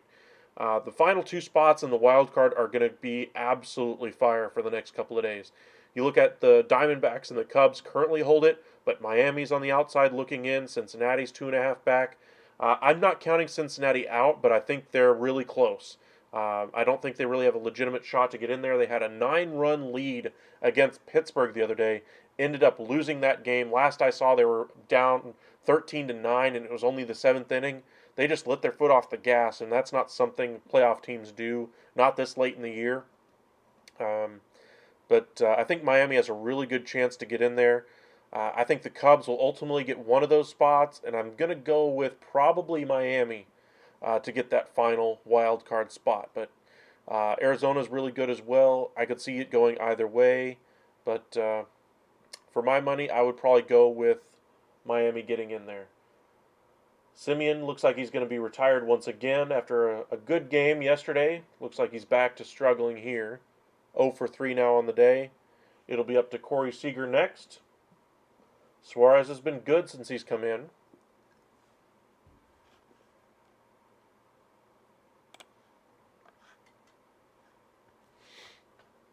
Over 1,000 OPS for Corey Seager on the season. Takes ball 1. Nice off-speed pitch low and away for Suarez. That's where you got to keep it if you're Suarez against Seager here. Even if you give up the walk, you'd rather have that than just allow Corey Seager to line one over the bleachers there.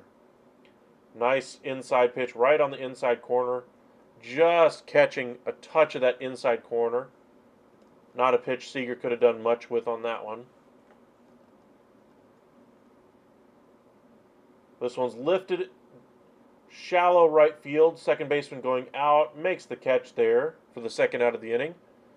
Seager popping out there to second. It'll be up to Robbie Grossman, who's walked a couple of times so far today.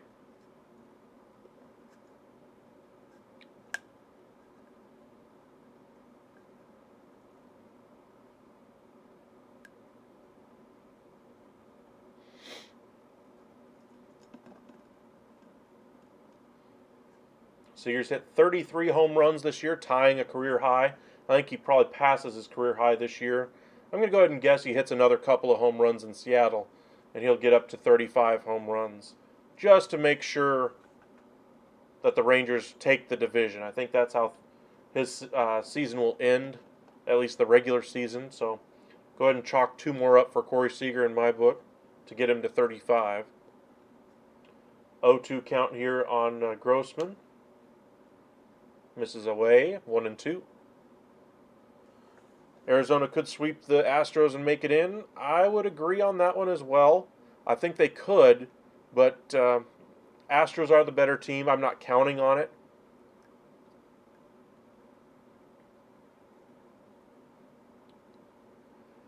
That one misses, and it's now 2-2. Looks like Houston's extended their lead now 5-0. Grossman off the end of the bat a little bit there. Flared out to right, and that's the third out of the inning. Through 4.5, Texas is being shut out 1-0.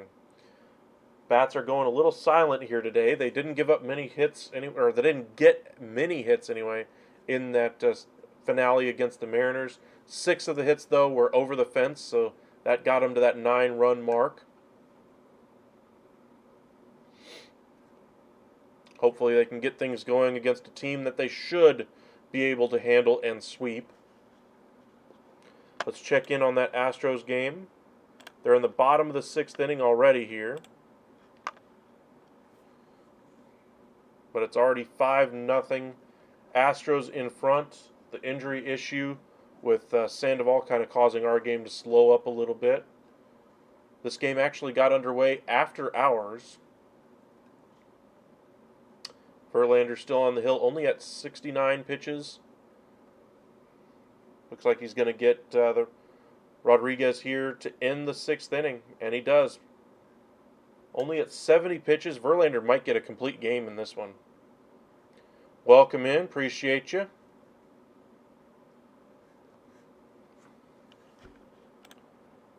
Flick back over to our game anyway. Just look at the rest of the standings anyway. Just these teams that are just completely eliminated here. They have the wild card elimination here. I like that. Yankees are 1 game away from being eliminated. If we sweep the Angels, do we tank the games for the M's to knock out Houston? I don't think you would tank. I think you still want to go into the playoffs with momentum, even if you get the bye, which the Rangers would get if they win the division. But I think that the Rangers, you're not going to call up guys, from your AAA team to just tank it. You're going to have to go with guys that are already on your roster, and you want those guys performing well. You want the lineup to actually be, hitting balls all over the field going into the, 3 days off that you're going to have with the wild card round. So, if I'm a Rangers fan, I'm hoping you take care of business with Anaheim. Then I'm hoping you go to Seattle and at least split the series there, which is tough to do. Texas has not played well in Seattle over the last 5-6 years. They won the series there earlier this year, but that's been, the first time since like 2017 they had won a series in Seattle, maybe even earlier than that, maybe 2015. But it had been a while since the Rangers had won a series in Seattle.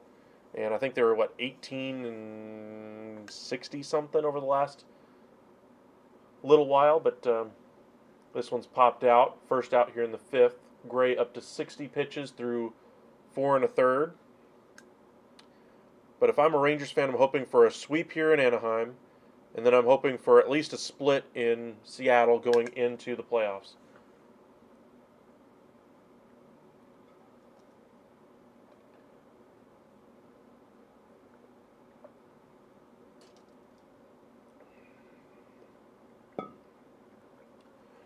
First pitch misses to Stefanik. Had a base hit his last time. Has a 444 average in his last 5. Lashes this one foul down the first base side, 1-1.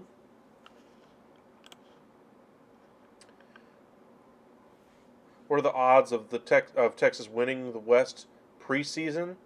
I think they had the 3rd best odds in the division, maybe 4th in the division. Obviously, first was Houston. Second, I think it was Anaheim who actually had the 2nd best odds. This one just out of the reach of Marcus Semien. 1 out base hit here for Stefanik, and once again reaches base. John Gray's pitched well, except for 2 hitters, really, in this lineup. Marginal 3rd one here in Shanuel, I'm guessing is how you pronounce his name. Had that leadoff double to begin the game after fouling a ball off his kneecap. Welcome in, Keith. That one misses low, 1-0. Gray again, he has spotty location, not just for when he has extended periods of spotty location. That's when he gets those 1 2/3 outings, where he got like the last time. Then you get games like today where he's just missing 2 or 3 pitches every at bat, and it's just a matter of whether it's over the middle of the plate, whether it's off the plate away, whether he's able to get enough away from it to where he avoids the barrel of the bat. Today has been more of the classic John Gray that we've seen probably in June, July, but we still haven't seen that beginning of the year John Gray where he was absolutely dominant every single time out. That one misses away, 2-1. That was a good pitch though from Gray, just a hair off the plate, but his location was pretty much right where he wanted it. 2-1 pitch.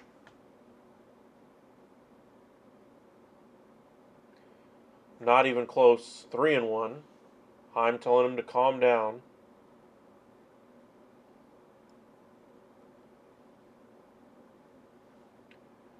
You can tell the heat's starting to get to John Gray. Starting to sweat a little bit more. Looks like Bochy's having a few words, muttering to himself.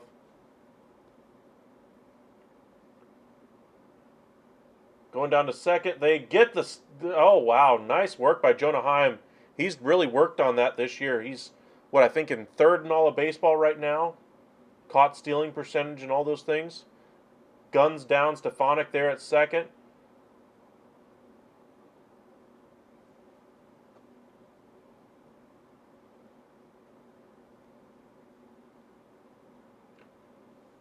Three-two pitch. Up and away would have been ball 4, but fouled off by Shanuel. Time requested here by him.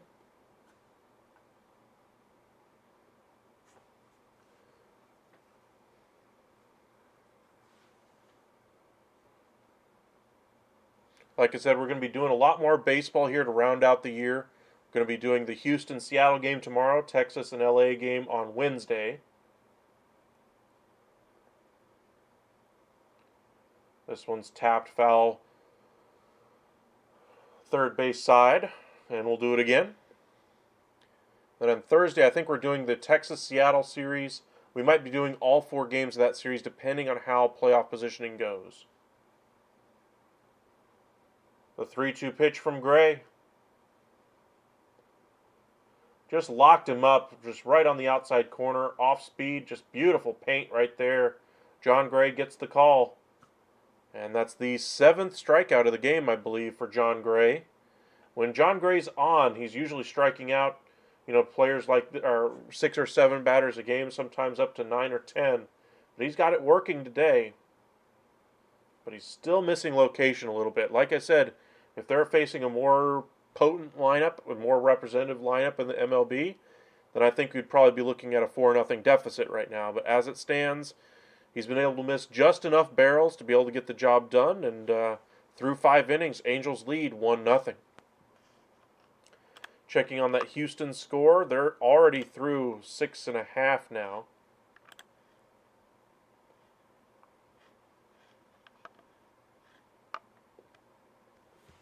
Looks like it'll be Kyle Raleigh, followed by Teoscar Hernandez and Jordan Kelenic.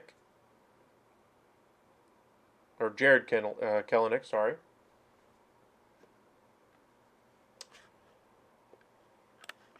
Looking at the playoff picture for the Rangers right now, they sit on top of the division in the American League West by about 2.5 games right now.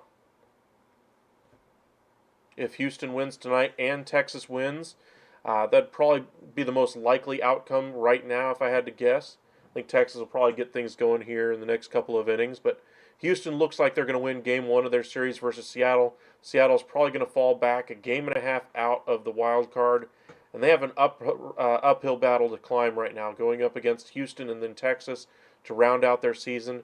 If they want to make the postseason, the best they could probably hope for is winning the next 2 against Houston at home, splitting against Texas, maybe getting 3 out of 4, and then maybe, just maybe, Houston goofs things up in their final series to where they can scooch into that final wild card spot. But I think Toronto's all but locked up that second wild card at this point. They're 7-3. They're kind of a team that's got a little bit more momentum here on the American League side.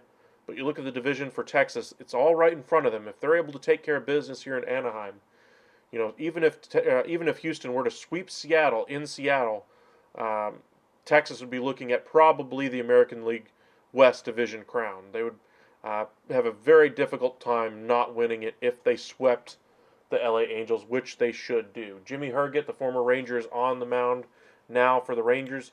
He's certainly redefined himself with the LA Angels this year.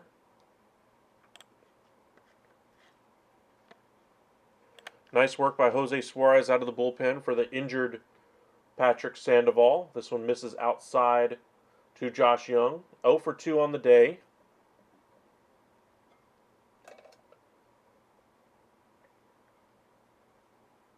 And yes, that's the Peagle right there. It was a little expensive for a tumbler or whatever, but the Peagle was growing on me, and I wanted to have at least one Peagle thing. I didn't get the jersey or anything like that, but I wanted to have at least one item with that on there. 1-2 now as Young takes that one down the middle. Takes time here. Hitting .273 on the year, .803 OPS for Josh Young. A little curious about how they've deployed him so far.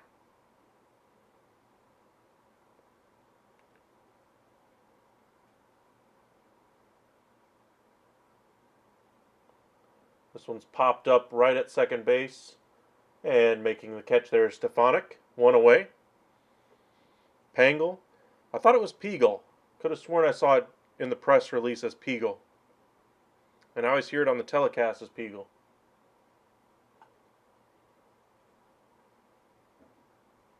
Only 4 players in the American League with 100 runs scored and 90 RBIs or more. Shohei is one, of course. You got Julio Rodriguez for the Mariners, and then you got 2 Rangers, Adolis Garcia and Marcus Semien.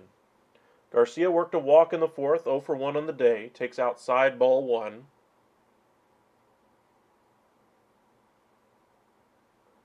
This one's hit hard, deep right field, going back at the wall, gone! Home run, game-tying home run here in the top of the 6th inning for Adolis Garcia. Beautiful home run. 104 RBIs on the season, his 37th home run of the year. 103, almost 104 off the bat. Just nice work there, taking it the other way. Adolis Garcia doesn't hit too many the other way, but he isn't afraid to spread it around a little bit. But gets the Rangers even here in the 6th inning. And he got all of it. Like I said, he's not swinging as hard as he used to. I don't disagree with you, Hank.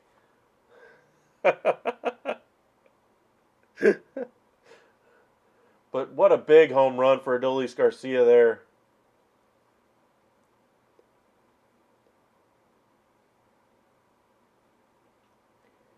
Adolis has really kind of taken over that role Adrian Beltre had, kind of leading that Latin contingent in the dugout. So it would be tough to see Adolis go from our conversation earlier, but I don't think you're going to see him go at least this year, probably not next year. But the conversation, I think, has got to be had at some point as to what you continue to do to keep this team in contention. One bit of news that I found interesting the other day about the Rangers that I forgot to pass along to you guys as Garver taps this one foul, who's been on base twice so far today, is that the Max Scherzer, anyway, who's basically been out for the year. They said he was out for the regular season, unlikely to return for the postseason. Max Scherzer, without prompting from a trainer or anybody saying it was okay for him to throw, he just said he had been feeling fine for a couple of days, and he just wanted to see a hard hit ball here by Garver. And it's off the foul pole. Another home run. 2-1 now. Back-to-back home runs for Texas. And just like that, the Rangers are in front. Beautiful. 19th home run. All of them have been off of right-handed pitchers, by the way. That's the one interesting thing about Mitch Garver. Wow. Home runs carried him yesterday. Home runs carrying him right now. He got all of that one, too. The question was it going to stay fair? Beautiful swing. And Mitch Garver, what a godsend he's been to the Rangers this year. I mean, Twins fans have seen this from him before, but Rangers fans have been stuck with the injured version of Mitch Garver and then loss of playing time Mitch Garver, and now you're finally getting to see what Mitch Garver is capable of with consistent playing time. Unlikely that he returns to the Rangers next year, just with the depth at catcher that they have and with the options Garver's going to have on the free agent market. But if you're looking for a guy to be your designated hitter next year and you don't get Shohei Ohtani, Mitch Garver would be a great addition to this lineup once again and gives you some insurance at that spot. Is this going to be back-to-back-to-back? A laser shot by Nathaniel Lowe. Back-to-back-to-back home runs for Texas here in the 6th inning. 17th homer for Nathaniel Lowe. I just said that he was not getting enough power for the Rangers, and boom, there he goes. 107 off the bat. Just an absolute line shot out of the ballpark. Nice work there by Nathaniel Lowe. That's his first home run in a while, too. Hopefully that gets some pressure off of his back. He's getting on base at a really good clip, but wow. What a nice work, or what a nice job hitting there. Just turned on that one. This game was a 1-0 game going into the inning. Back-to-back-to-back home runs. That one misses away here to Jonah Heim, who's, I think, hitting the lowest in the lineup he's been all year in the 8th spot. Lifts this one foul down the third base side. Will it get out of play? I think it will, just in front of the crowd, but Moustakas wasn't able to get over there in time. That was a long way for him to run.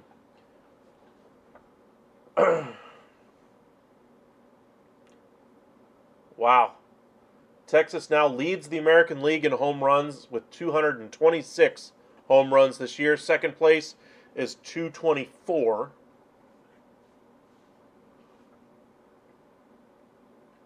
Hard hit ball right at the first baseman, caught on a dive by Shanuel. Nice work there by the first baseman. That ball was crushed. But that's 2 outs in the inning now. It'll be up to Leote to keep it going. He'll bat from the left side for the first time in the game. Gets the call there on the outside corner, and it's 0-1.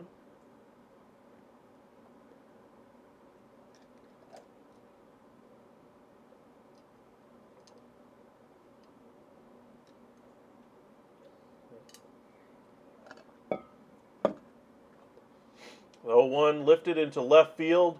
Lazy fly ball there, and that'll be the third out of the inning. But back-to-back home runs for the Rangers, and they lead it now 3-1 over the LA Angels. In a series they should sweep here. Angels have literally given up on the season at this point after they DFA'd a whole bunch of their main roster players. C.J. Cron, Lucas Giolito, Matt Moore, Randall Grichuk.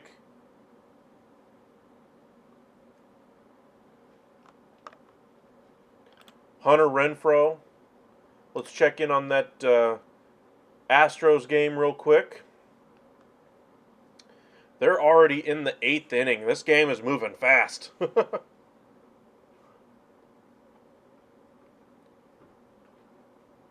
This game started at 8:40, right? This game might be over inside of 2 hours.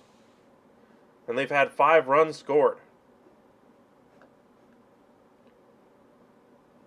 Saucedo is on to pitch for the Mariners. Let's look at the summary just so you guys can see how the run scoring went. Dubon got a single there in the second inning, 1-0. A double drove in a couple for Martin Maldonado, or drove in one for Martin Maldonado. And then Maldonado scored on an Altuve single. In the third, we had an Alvarez home run. In the sixth, you had a Kyle Tucker home run. That's kind of your scoring in that one.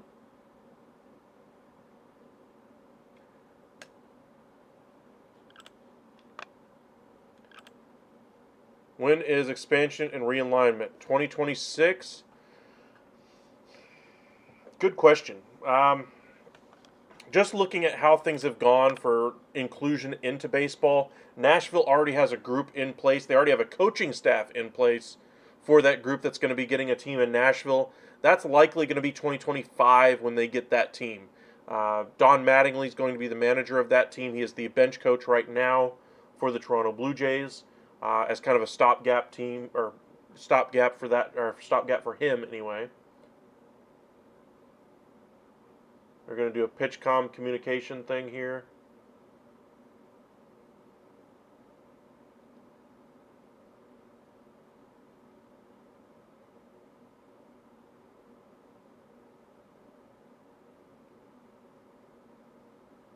I don't think this will count as a mound visit. They're just making sure he doesn't actually discuss strategy. Jonah Heim now going over to the bench. But to answer your question, Hank, when is expansion and realignment? I would say 2025, strictly for the Nashville team. I think they're already well on the road to getting that one pretty much sorted out quickly here. As far as the rest of it goes, I think there's other teams out there that could, or other cities that could get teams. Talking about Montreal, Quebec City, you're talking about Vegas is obviously going to get the Oakland A's if they get that vote approved. If they don't get the vote approved, then I think they still get a team at some point there. But I think that's how things are going to go for them. 0-1 here to Neto. This one's lined out into left, but right at Evan Carter, who has come into the game in left. Robbie Grossman's day is done.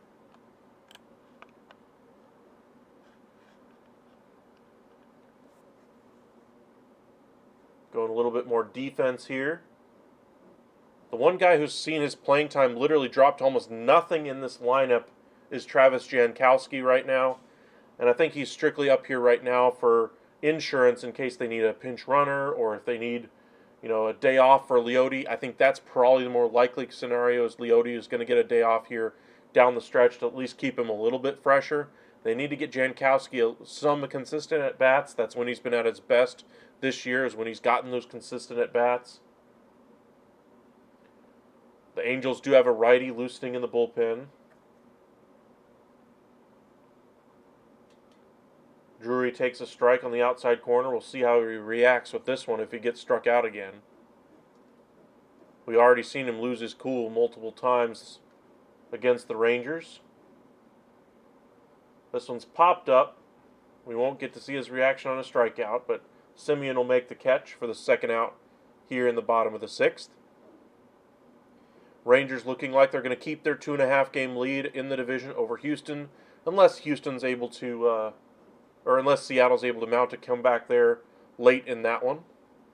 Doubtful, but we've seen stranger things happen this year.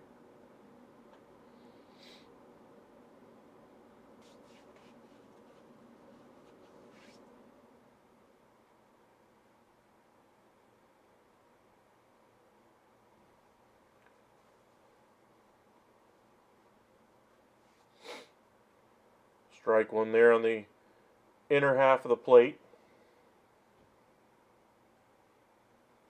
That one misses up the eyes of Moustakas, 1-1. Appreciate you guys joining us today. Had a lot of fun with you guys so far. Been a while since we've done one of these baseball lives. We've got 32, 35 of you guys with us right now. Make sure you drop a like, say hello. Follow us on Twitter at UpsideSN, or I should say at X at this point. Not sure what to call it anymore. But at UpsideSN. You can find us there or on Facebook, Upside Sports Network as well.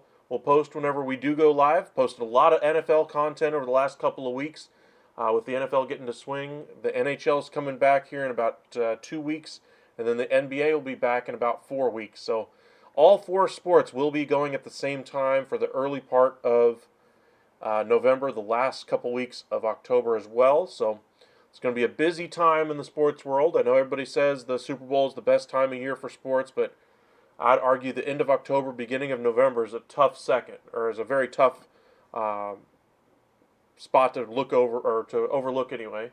This one's popped out to Seager, and Gray is through 6 innings for the first time in a while. But this will be the first time we're going to see Evan Carter take over at the number 3 spot in the lineup behind Corey Seager. This will be an interesting audition for him at the top of the lineup. I think next year you could see them shuffle this lineup a little bit. I don't think they'll do it this year, but I think going into next year, there's a good chance we see Evan Carter in that leadoff spot and Marcus Semien move down into that number 3 or 4 hole. I think they will jumble things around going into next year, but Evan Carter has a good chance to be your leadoff hitter in Texas next year.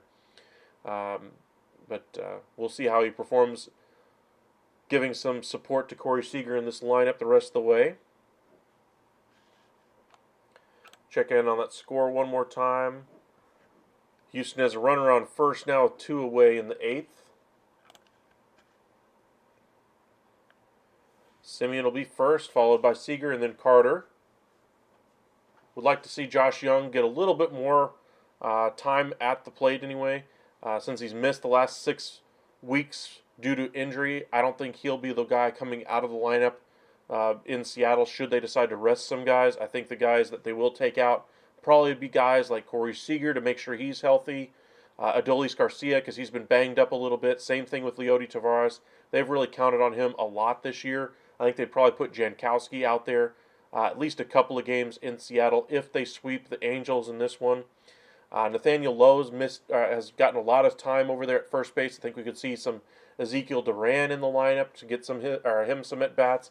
But I don't think they're going to completely take him out and just let him sit there for 4 games. I do think the Rangers are going to try to keep everybody fresh. They'll probably give Austin Hedges a start or 2 in Seattle. Give Jonah Heim off of his feet and let him sit on the bench a little bit.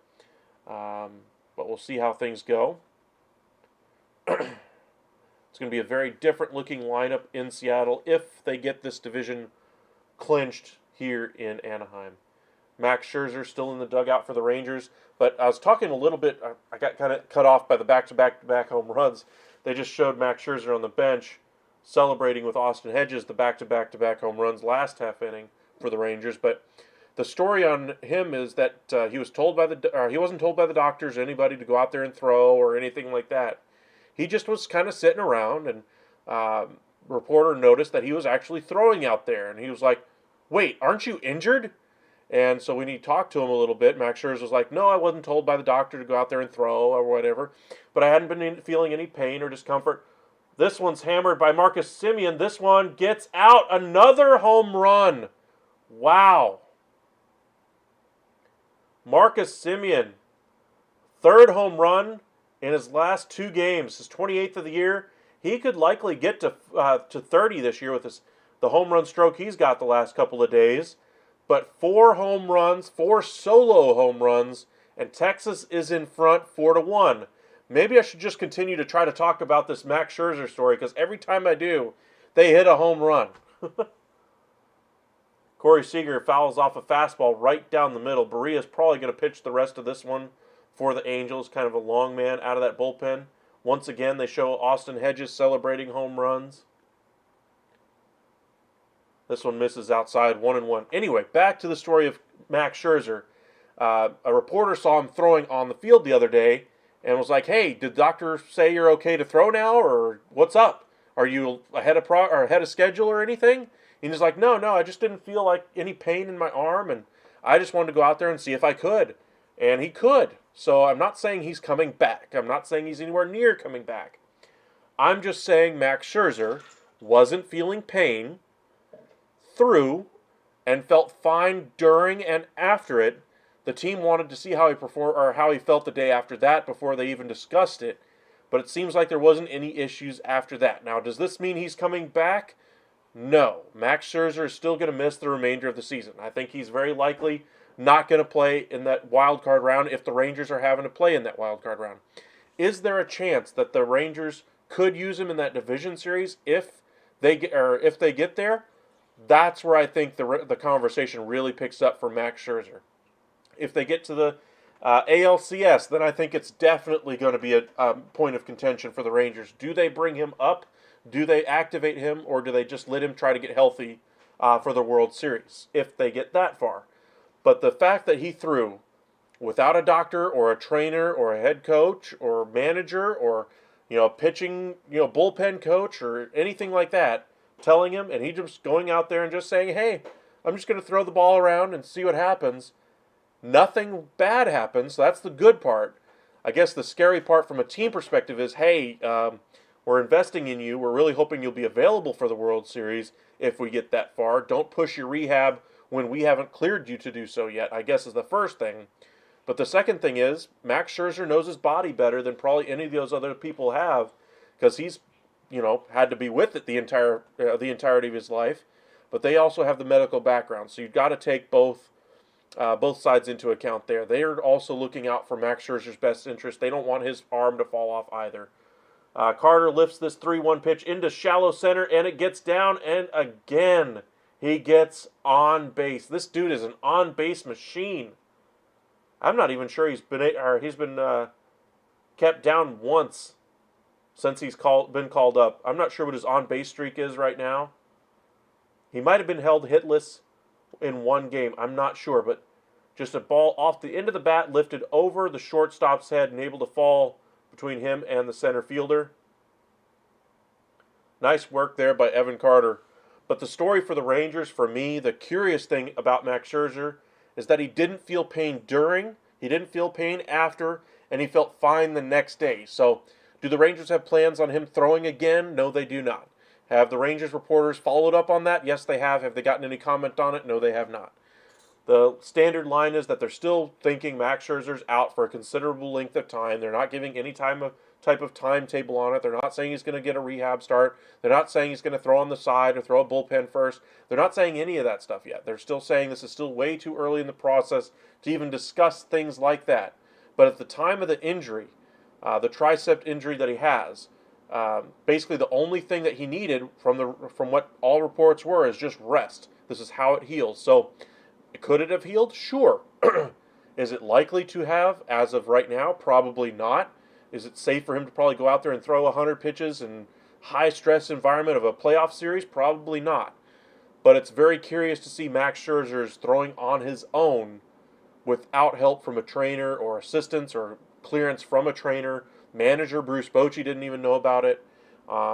He was just noticed on the field playing catch, and not saying he was pitching or throwing very hard, but he was throwing without pain to at least play catch. So take that with a grain of salt if you're a Rangers fan. If you're teams that are fearful of the Rangers getting a starting pitcher back healthy, take that with a grain of salt too. But Max Scherzer could be back for the postseason.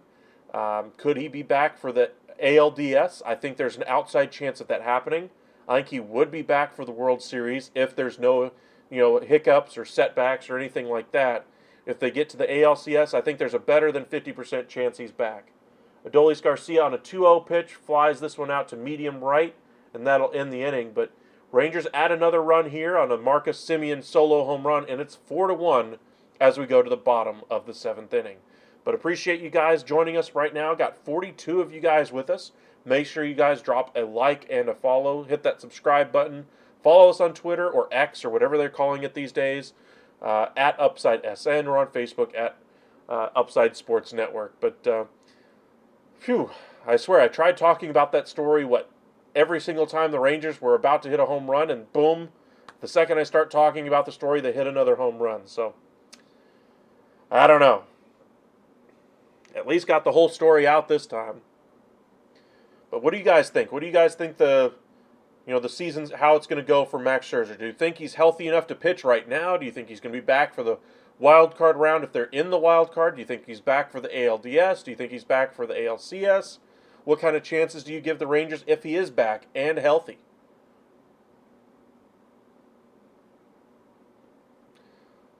Looks like Escobar has come in the game for Shanuel. He took that foul ball off his kneecap earlier. He goes in there at third base that last half inning. Moustakas goes over to first. Let's check in on that Astros score. Through 8 innings right now, Astros lead it 5-0. 5 runs, 9 hits, no errors, no runs, 2 hits, no errors for Seattle.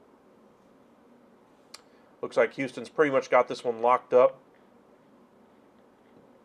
Verlander's gone 8 innings, allowed 2 hits and 1 walk. He's at 91 pitches. Curious to see if he comes back out for the 9th to get the complete game shutout. I don't know, with his age and coming off of Tommy John a couple years ago, I think I'd probably err on the side of caution. Just say, all right, big fella, you've done well enough. We'll go ahead and sit you down. And not good news for the Rangers. Trainer is walking with John Gray back to the dugout.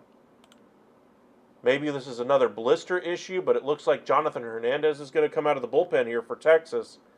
Not good. John Gray looked much better than he had the last several weeks and looked pretty decent today. Not saying he was great, but another starting pitcher goes down due to injury for the Texas Rangers. How many times have we seen this happen? Now what are they going to do? They're already having difficulty scratching together 3 starters healthy, or are not having a horrible season or a horrible performance. They still hadn't filled Max Scherzer's spot in the rotation since he went down due to injury. And right now you're looking at a rotation of Dunning, Montgomery, Eovaldi, and then question mark, if Gray is out with a blister or some other type of issue. I'll keep my eyes posted to see if there's any Twitter updates for you guys, but as of right now, big question marks for the Texas Rangers with their starting rotation. They could put Martin Perez, who's back to being the old Martin Perez, back in the rotation. They could go with Cody Bradford. They could go with Andrew Heaney. I think the first domino I would probably do if I'm Bruce Bochy is I'd leave Martin Perez in the bullpen. He's been fantastic there. I think he'd be great out of the starting rotation, but he's figured things out. I don't want to rock the boat with him. I think I'd rather try to re-sign him in free agency and then next year try to put him back in the rotation. But right now, he's the one piece in the bullpen that you're having success with in those middle innings. I don't mess with that.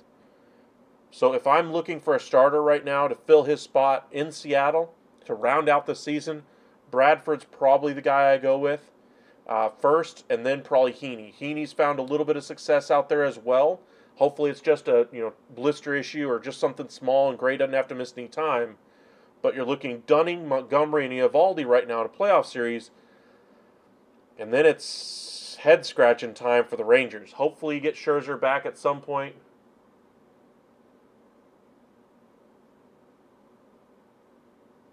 They're showing the replay of it. I don't really see anything. Just kicking the dirt a little bit. Hopefully they're just doing this out of an abundance of caution with all the injury issues they've had in the rotation. They've done this multiple times with John Gray before. I remember he had 5 solid innings against the Houston Astros, took a line drive off the arm or something like that, and they took him out of the game. He wasn't the same after that, even though he was just fine health-wise. But they've done that twice already this season, and now hopefully they're just doing it as a precaution. But the Rangers lose John Gray here in the 7th inning. Hernandez gets strike 1, and then O'Hop swings over the top of that one. 0-2. O'Hop 2 for 2 on the day, a home run and a single.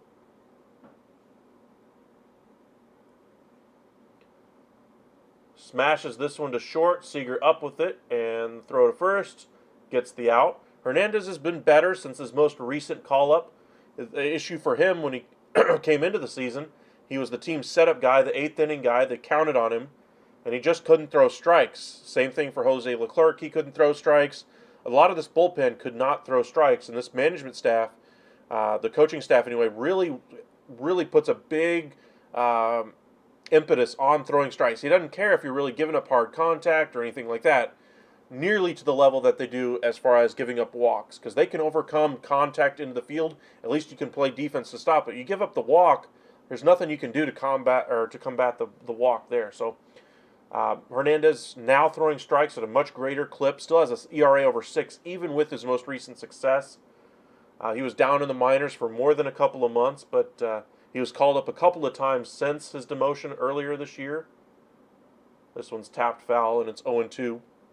But hopefully they got Jonathan Hernandez back to being the Jonathan Hernandez they thought they were going to have coming into the year. Same thing with Jose Leclerc. He's been very good his last several outings.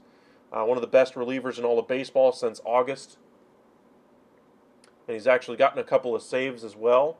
How curious would it be if they finally get through all their bullpen issues this season, only to wind up with the bullpen they thought they were going to have at the beginning of the year, with Leclerc getting saves and Hernandez in that 8th inning role. But Hernandez gives up soft contact there in between short and third, and it able to squeak through there for a base hit.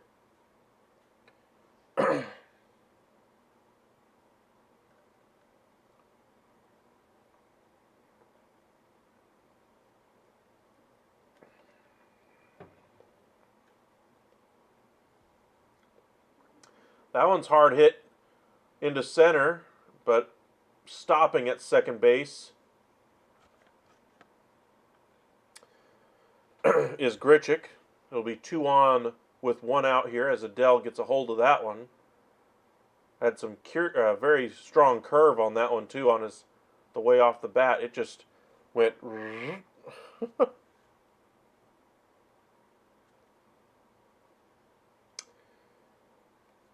Rangers get an arm up here quickly. Looks like Andrew Heaney is going to start to loosen right now.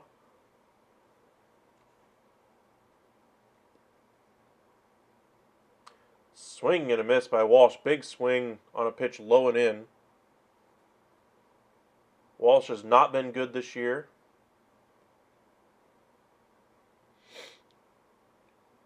Welcome in LaPointe. Under 7.5, are you safe? Well, there's 5 right now, 2 on with 1 out here in the bottom of the 7th. Rangers bats have finally woken up in the last inning and a half.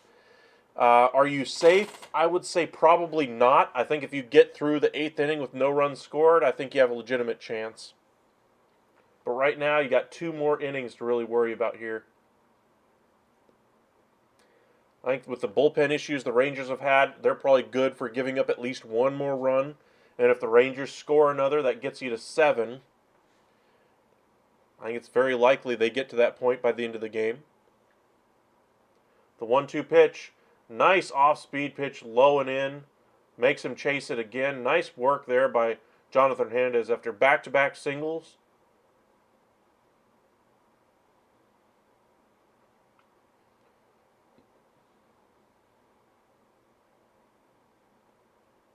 What does it mean to win the 8th inning? Not sure what you're referring to.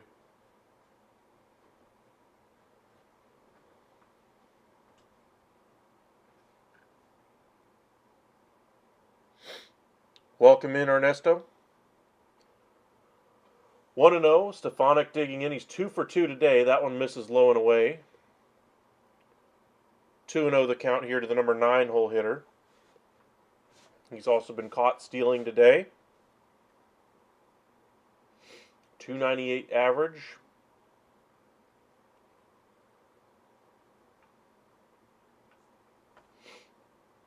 Ouch. Fouled that one off of his foot.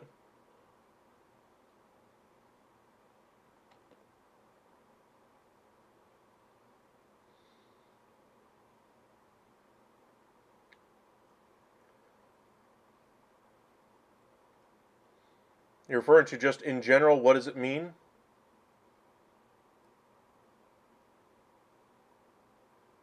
Oh, sports bet. To win the 8th inning? Depends on how it's written or how you're betting it. Looks like Corey Seager's going to get a... Oh! Infield single here on a chopper to short. Bases are loaded here. Curious to see if they challenge it or not.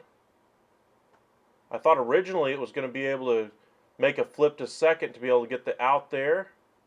But yeah, I think he was safe. It'll be bases loaded with 2 outs. 2 outs. Escobar digging in. His first plate appearance of the game. Mike Maddox making the slow walk to the mound right now for Hernandez. A little bit of a rocky inning here for Hernandez, giving up some contact. But he's at least throwing strikes, which is the big thing for him. Rangers will work with somebody who's throwing strikes. They won't really worry about contact. And that's pretty much the message from Mike Maddox there. Hey, keep trusting your stuff. Just don't throw the walks. Trust your defense behind you, I think was literally the short, simple message there from Mike Maddox. He's looking good. I would agree. Hernandez is throwing the ball well. Got 46 of you guys with us. Thank you guys for joining us. Hit that like button and subscribe if you haven't already. But big moment here in this one. Another pitch comm issue for the Rangers, it looks like, as Hernandez was trying to get his thing to work in his hat. Bases loaded for Escobar. Grounds this one foul. Hard contact there by Escobar. He was ready to rip that fastball right down Broadway. Oh, nope. They're calling it a slider. Okay. Hitting .226 on the year. Originally started the season with the Mets. Has 6 home runs. Safe to say this would probably be his biggest hit of the season here if he hit a grand slam. Instead, he rolls over this one to Semien, flips it on to first, and Hernandez pounds his glove in excitement at that one, gets the job done. Nice work there for Jonathan Hernandez. That was big for him. I think that was big for him and his confidence with this coaching staff that they can trust him in those types of situations, even giving up the contact. I get it. He got the bases loaded. But you're not going to get, a high chopping single on the infield every single time. You're not going to get, a bleeder through the left side every single time. The one hard hit ball was by Joe Adell. I get it. He gave up contact, but we're still talking about a pitcher who just could not throw strikes earlier this year, and that was the biggest sign of encouragement I see, is that even when those situations like this one got stressful for him, he still managed to find a way to throw strikes. And that's, for Bruce Bochy, he can live with you getting beat. Hey, you threw a strike, he hit it over the fence, So be it. We'll live with that. What you can't live with is just beating yourself, walking people left and right, and death by 1,000 paper cuts. And that's what Jonathan Hernandez was doing earlier this year. And that's something I think we've seen from Jonathan Hernandez the third time he's been called up, I think, now this year, that he's finally corrected. We thought he was going to be a great setup man for them coming into the year. I take that back. Great's a little bit of a stretch.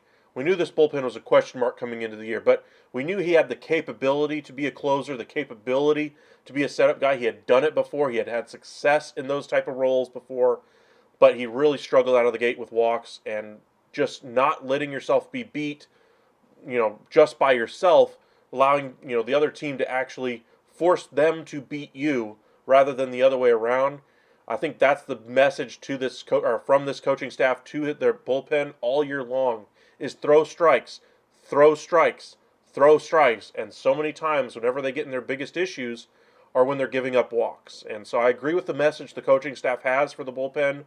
Jonathan Hernandez looks like he finally is getting that message, or at least is finally executing on that message. So nice step here for Jonathan Hernandez today.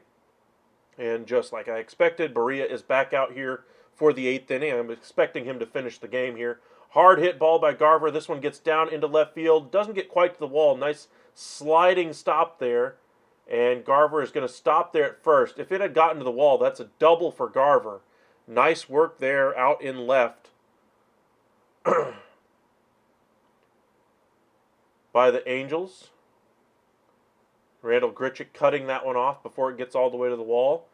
Even after being DFA'd twice by this team, still giving max effort on that one.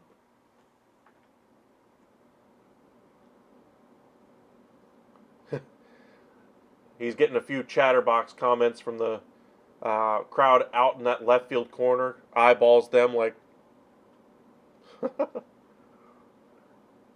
Nathaniel Lowe with a big home run in his last at-bat. The third home run in a row for the Rangers in the 6th.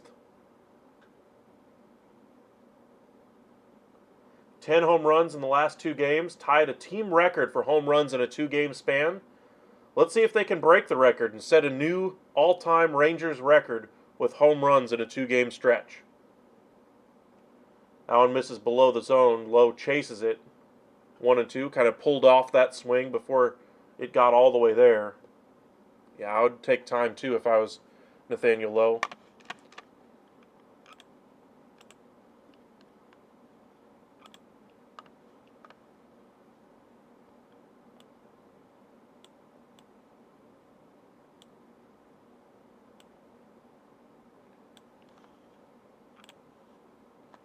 There we go.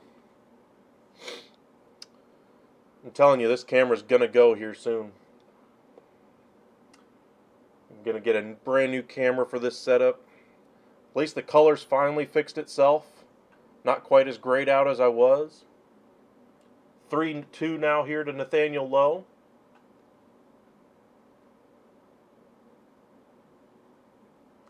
Grounds this one to short, and once again a double play.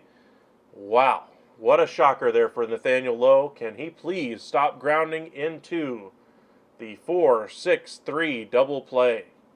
We've seen that exact double play 3 times in the last week for Nathaniel Lowe. We've seen a 5-4-3 double play a couple of times. I'm not sure if there's been more hitters in all of baseball who's hit more double plays in the month of September than Nathaniel Lowe. Just spoils the rally there. Allen just off the outside corner here to Jonah Heim. Had a walk back in the second, otherwise he's 0 for 2 so far today. Hitting from the left side now. That one misses once again. 2-1. Got 49 of you guys with us. Thank you guys for joining us. Really appreciate it. Now one misses again. 3-1. Check in on that Houston game here. I think it might have gone final by now. We'll check on it here in just a moment. 3-1 here to Jonah.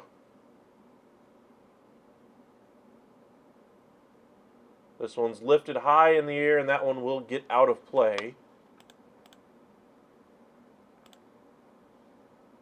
They're in the bottom of the ninth in Seattle. 5-0 the score.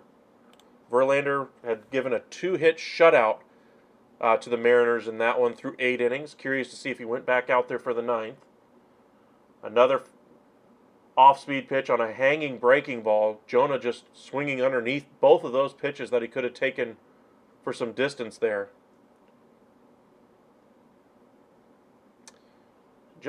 His swing looks a little bit off right now. He has a couple of games where he's right on everything, and then a couple where he's just off.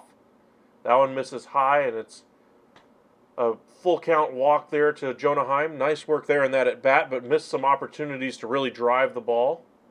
Leody Taveras coming up. He'll bat from the left side once again. Curious to see they haven't brought somebody in for him, like Jankowski here. Give him some time off.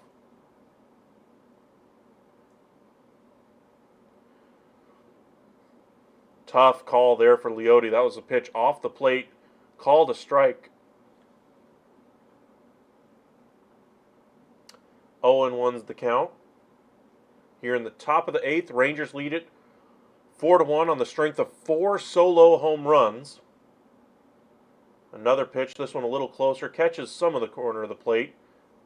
0-2, 93-mile-an-hour fastball there by Barria. Taveras is 0 for 3 in the game so far today. In the dirt, blocked there by O'Hop, and it'll be 1-2. Should Taveras reach, it'll be Marcus Semien, the most recent Ranger to home run in the on-deck circle right now. Has hit 3 home runs in his last 2 games as well. If Taveras can reach, this one's grounded through the right side in between first and second. Heim hustling, gets to third. Hey, Walsh rifled that one into second, but the shortstop almost didn't catch it.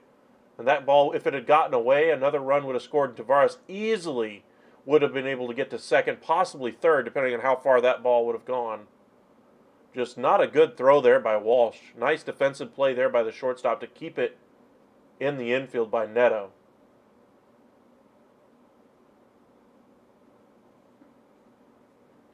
But it will be Marcus Semien up now, 1 for 4. Had struggled before that home run earlier in this game. Chases that one up and away, and it's 1-0. Or, excuse me, 0-1 on the foul ball there. Semien hitting .277, 28 home runs, 98 RBIs. Hits a home run here, he gets over that 100 RBI mark. That one bounces in the dirt. That one goes all the way to the backstop. Heim will score. It's 5-1 Texas. Taveras at least gets to second, and he will stop there. Just a tough pitch to block there on the backhand by O'Hop. I think if you just lean like they teach you in catching school, just kind of lean over it. That one was just off to his side. I don't think he was prepared for it to go that far, and he was not exactly in a good position to really lunge that far. But the Rangers take a 5-1 lead here in the 6th inning. The first run, or excuse me, in the 8th inning. First run not off of a home run. That one misses away, and it's now 2-1. Taveras getting really good secondary lead out there at second. He will score on anything, any type of base hit right now to the outfield. That one misses up and in. 3-1. Barria's kind of lost his location for the last few pitches there. Got 51 of you guys with us right now. Make sure you drop a hello. Hit that like and subscribe if you haven't already. 3-1 pitch here to Marcus Semien. Swung on and missed. 3-2 now. Swung over the top of that pitch. That was a beautifully located slider there. 85 miles an hour right at the bottom of the corner on the outside of the plate. Same location here. This one off the end of the bat. Floated into left center field. And Grichuk makes the catch. And that'll do it for the Rangers in the top half of the 8th. It'll be Neto, Drury, and Moustakas in the bottom of the 8th. 5 runs, 9 hits, no errors for Texas. 1 run, 8 hits, no errors for the Angels. Appreciate you guys joining us again. We told you guys we'd check in on that Astros game, and we will. They are in the bottom of the 9th inning. Let's see here. Welcome in, Anthony. $20 on Rangers, -2.5. Need this to hit. I think you're probably safe at this point, Anthony. The question will be, can the bullpen hold up? Who the Rangers go with here in the bottom half of the inning will be interesting. Abreu is on for the Astros to try to lock things down. They decided not to go with Verlander. Let me see here. No, it looks like they let Verlander come out for one more inning, and he gave up the base hit, and they said, all right, that's enough. Gave up a base hit and a walk.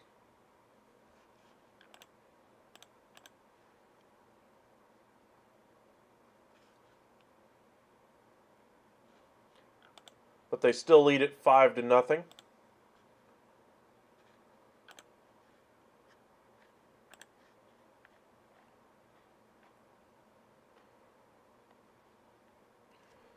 Told you Jonathan Hernandez pitched to contact, didn't give up any walks in that half inning for him. Very good performance for him. Got his ERA under 6 for the first time since like April for Jonathan Hernandez. Nice work there by Jonathan. We'll see if Bochy and the staff there starts to trust him a little bit more now that the walk issue looks like it might be in the rearview mirror, but you never know. With this Rangers bullpen, sheesh, you never know. It's inning by inning with them. Rangers postseason tickets are already on sale. I think they went on sale today, actually. Nitto takes strike one at the bottom of the zone. Hernandez is back out for the second inning of work. Curious to see them go for 2 innings from Hernandez here, especially after they got Heaney up. Maybe they just want to have Heaney available for tomorrow.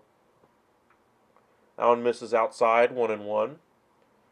Plus, I thought they'd let Hernandez kind of build off of the, getting out of that bases-loaded jam. Those were not low-stress pitches for Hernandez. Kind of jammed cue shot back to the mound.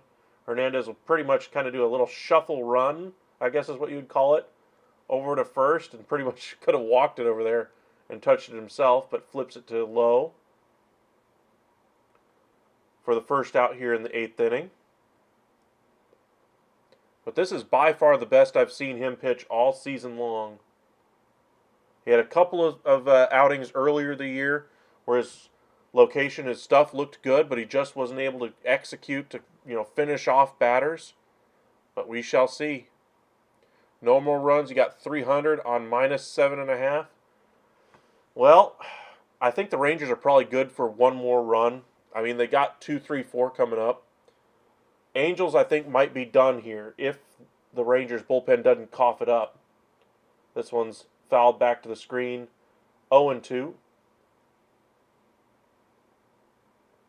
Hernandez doesn't know whether to go get the foul ball or not. He was the only one to go after it. If anything, that'll give him more time on the pitch clock, or more time at least until the pitch clock starts for him to execute his next pitch.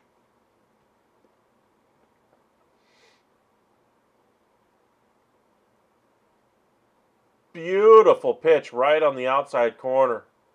Just a hair low. Is that Hedges behind the plate now for Texas? Or is that Heim? Allen misses in the dirt. Looks like Jonah still. Yep. I thought they might have brought in Austin Hedges for defensive purposes. Welcome in, Blake. Seager home run, top of the 9th. He's the last leg of my 6-way parlay. They've had 4 solo shots today, so you might get it. That one finishes a little low. Hernandez in danger of walking his first batter of the game.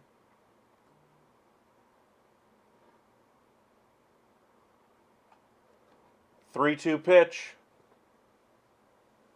Wow. Nice work there by Hernandez. Off speed, low and in. Gets the strikeout on Drury. Second out of the inning. Mound visit here. I'm curious to see if they're going to go ahead and pull Hernandez with that strikeout of Drury and just go ahead and bring in another pitcher. They will. Looks like Bochy's coming out. What a great job by Jonathan Hernandez. What a fantastic work out of that bullpen by Jonathan Hernandez.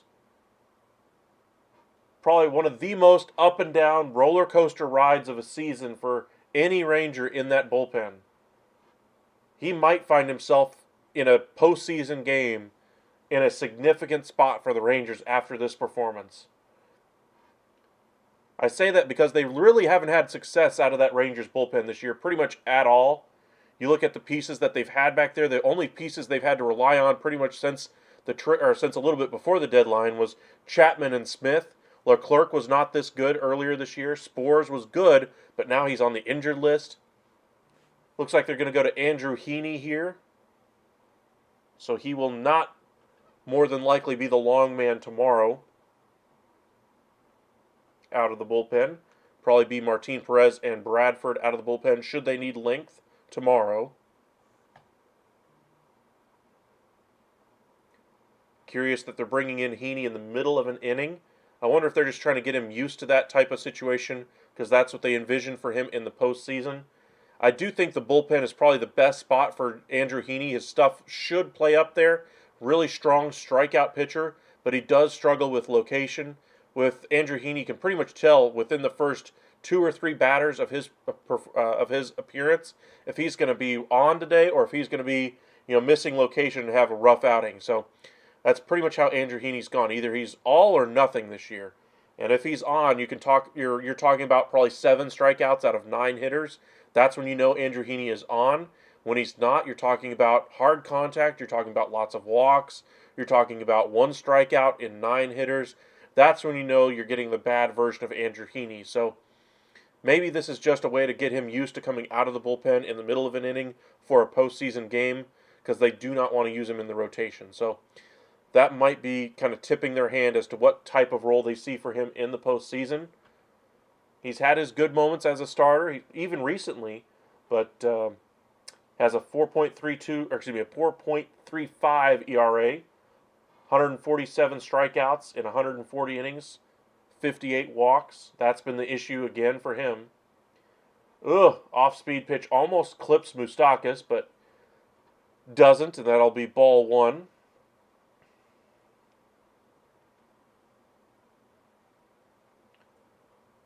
That one clips the outside corner, but does not get the call. Looks like Seattle did muster a run there against Houston, but that game has gone final 5-1. Houston closing within 2 games now of Texas for the AL West crown. That one misses north of the zone, 3-0. And this is exactly what the Rangers did not want out of the bullpen. Walks, walks, walks. That one right at the top of the zone. Everything's at the top of the zone right now for Heaney. 3-1 here to Moustakas. Another one right at the top of the zone. 3-2 now.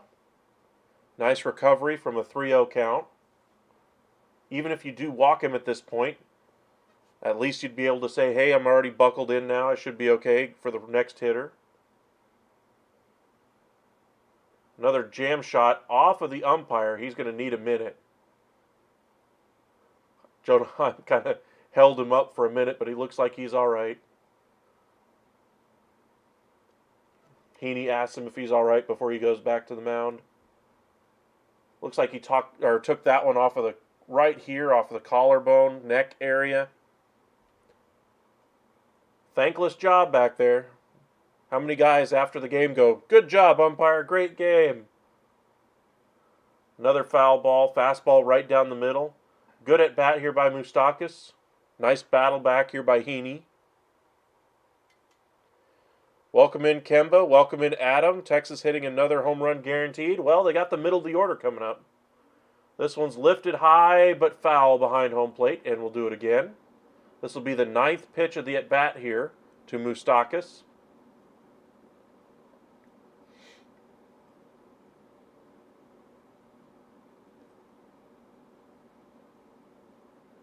The 3-2, this one's lifted foul down the third base line. 94-mile-an-hour fastball. First pitch we've really seen low in the zone. He's really been pretty much working at the top of the zone here.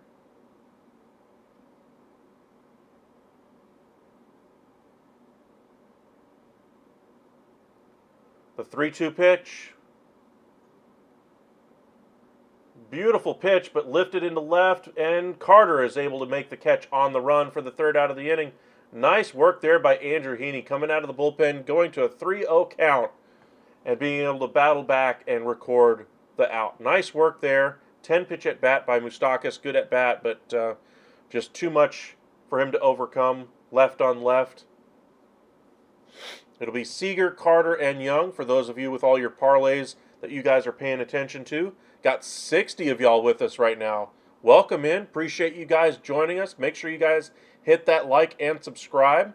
We'll be doing the Rangers and Angels game again on Wednesday, and likely doing the Houston-Seattle game tomorrow. So make sure you guys join us then. Follow us over on Twitter or X or whatever they're calling themselves now, at Upside SN, and on Facebook, Upside Sports Network. Got them under 7.5. They got to get through you to get to me. I like that one.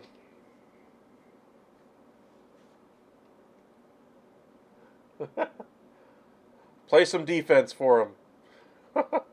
Play some defense for LaPointe, Kemba.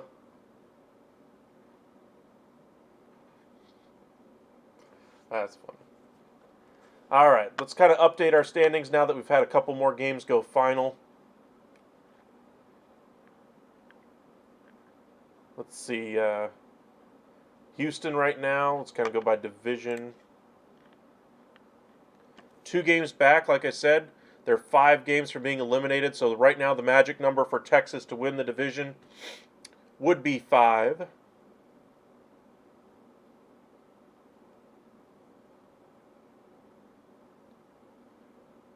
Pray for a Seager home run. Well, I don't think Kemba will be rooting for that. I think he's going to be rooting for pretty much anything besides that right now. So there's your updated standings now. Houston with the win in Seattle. Seattle falling to 3.5 back. I think Seattle's pretty much cooked as far as the AL West goes. With Texas winning, if Texas wins tonight, very likely that they are pretty much done in the division.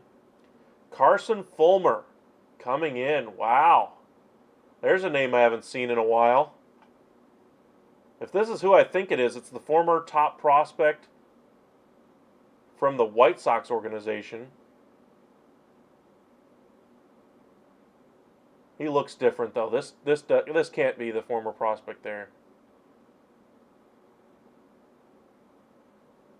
Strike 1 here to Seager. Strike 2 takes advantage of Seager's aggressiveness with the off-speed pitch low and away.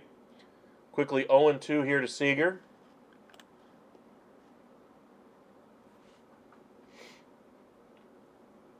Lashes this one foul down the third base line. 0-2. It remains. Seager 1 for 4. Has struck out so far today as well. Evan Carter waiting on deck. That one finishes in the dirt. 1-2. Carter hitting .333 on the year. OPS over 1,000. Safe to say he's going to be at the top of the lineup next year for the Texas Rangers. I think the Rangers probably envision him as their starting center fielder next year. This one's lifted into center, but Seager is retired. Sorry for your luck there, Blake. I know you're needing a home run, but looks like he got a little jammed on that one and just couldn't muscle it out. I don't think he's going to get another at-bat. Even if they get bat all the way around in this inning, I think they'll have Duran pinch hit for him before they let him hit again.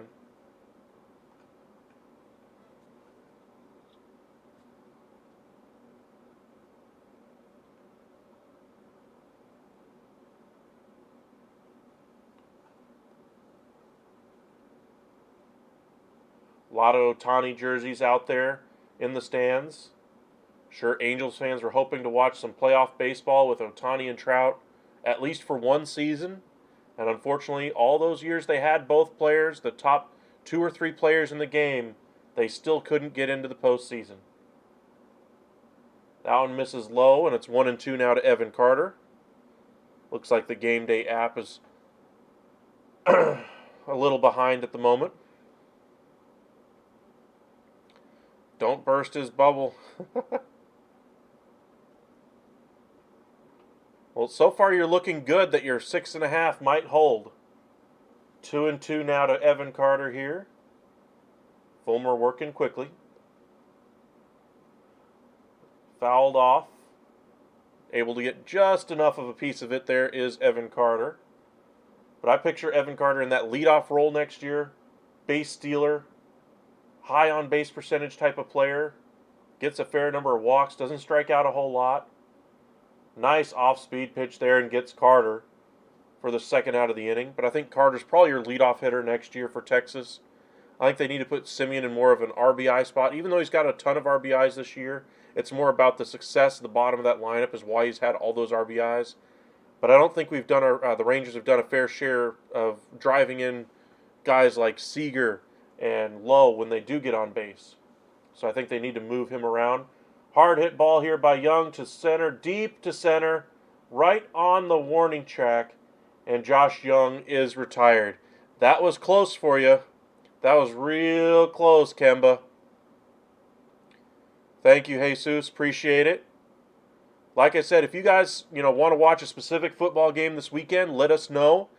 We do cover all four major sports, NFL, NBA, NHL, and the MLB. I told you guys what we're going to be covering for the majority of this week. Houston, Seattle tomorrow, Texas and LA Wednesday, Texas, Seattle on Thursday. But we're going to try to do some football games for you guys here in the next couple of weeks. So let us know which games you're interested in watching, and we'll see if we can do them for you. Got the Sunday ticket so I can watch along with you guys. So those of you who may have to work or it's an out-of-market game for you, you didn't want to pay all that money for the Sunday ticket, let me know, and we'll see which game we can do.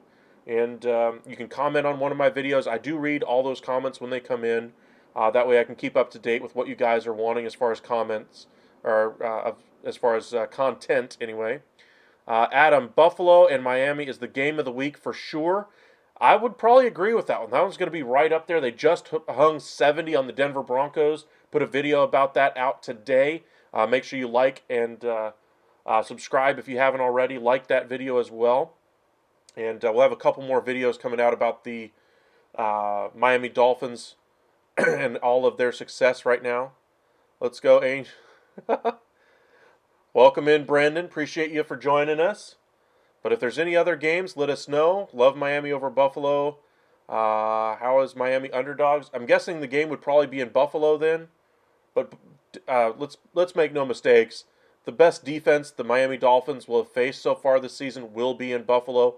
Let's see how they perform against them. I think the Patriots' defense was pretty good, but I think the Bills' defense is on another level. So we'll see how they perform against a legitimate defense. I think the Broncos really were kind of exploited, if you will. Their holes showed just a little bit too much in their 70-20 defeat against the Dolphins. First pitch here by Heaney here in the bottom of the ninth. Strike on the outside corner.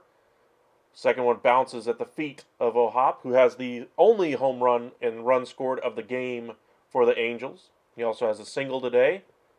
Pretty much going to be the life of the Angels from now on for without Shohei Ohtani. I think Mike Trout's probably more likely than not the team is going to have to consider moving on from him.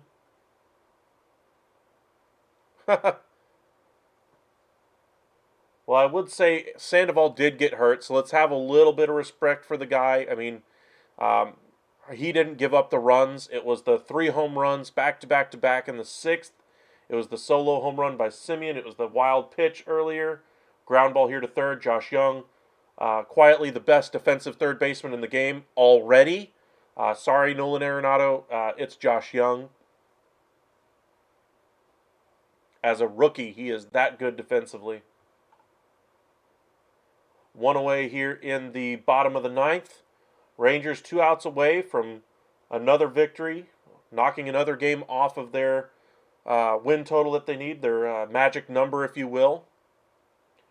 Hard hit ball, deep right field, and on the edge of the warning track, maybe a step in front of it, is Adolis Garcia making the catch on Grichuk.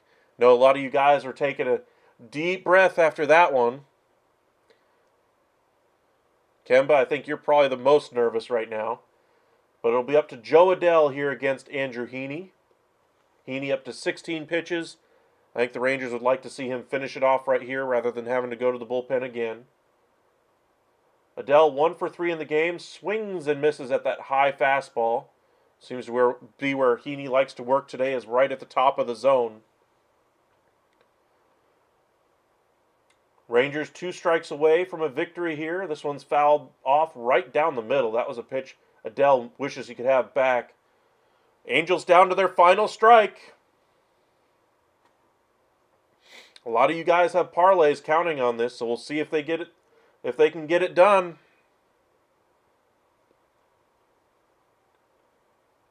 Time here by Adele.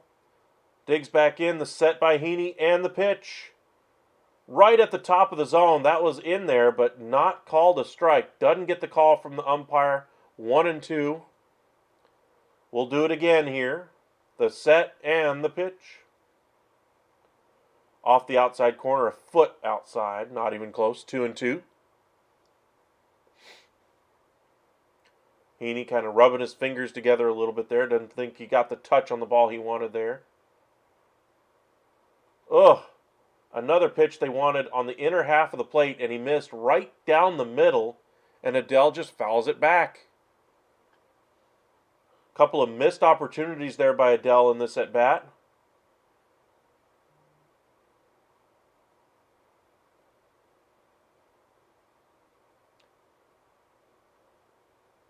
The 2-2 pitch. Lifted in the air. Right field. Garcia is there and makes the catch. Rangers win. They move to within 4 games, or their magic number is now 4 to win the AL West. All they need is some combination of Houston losses and Ranger wins.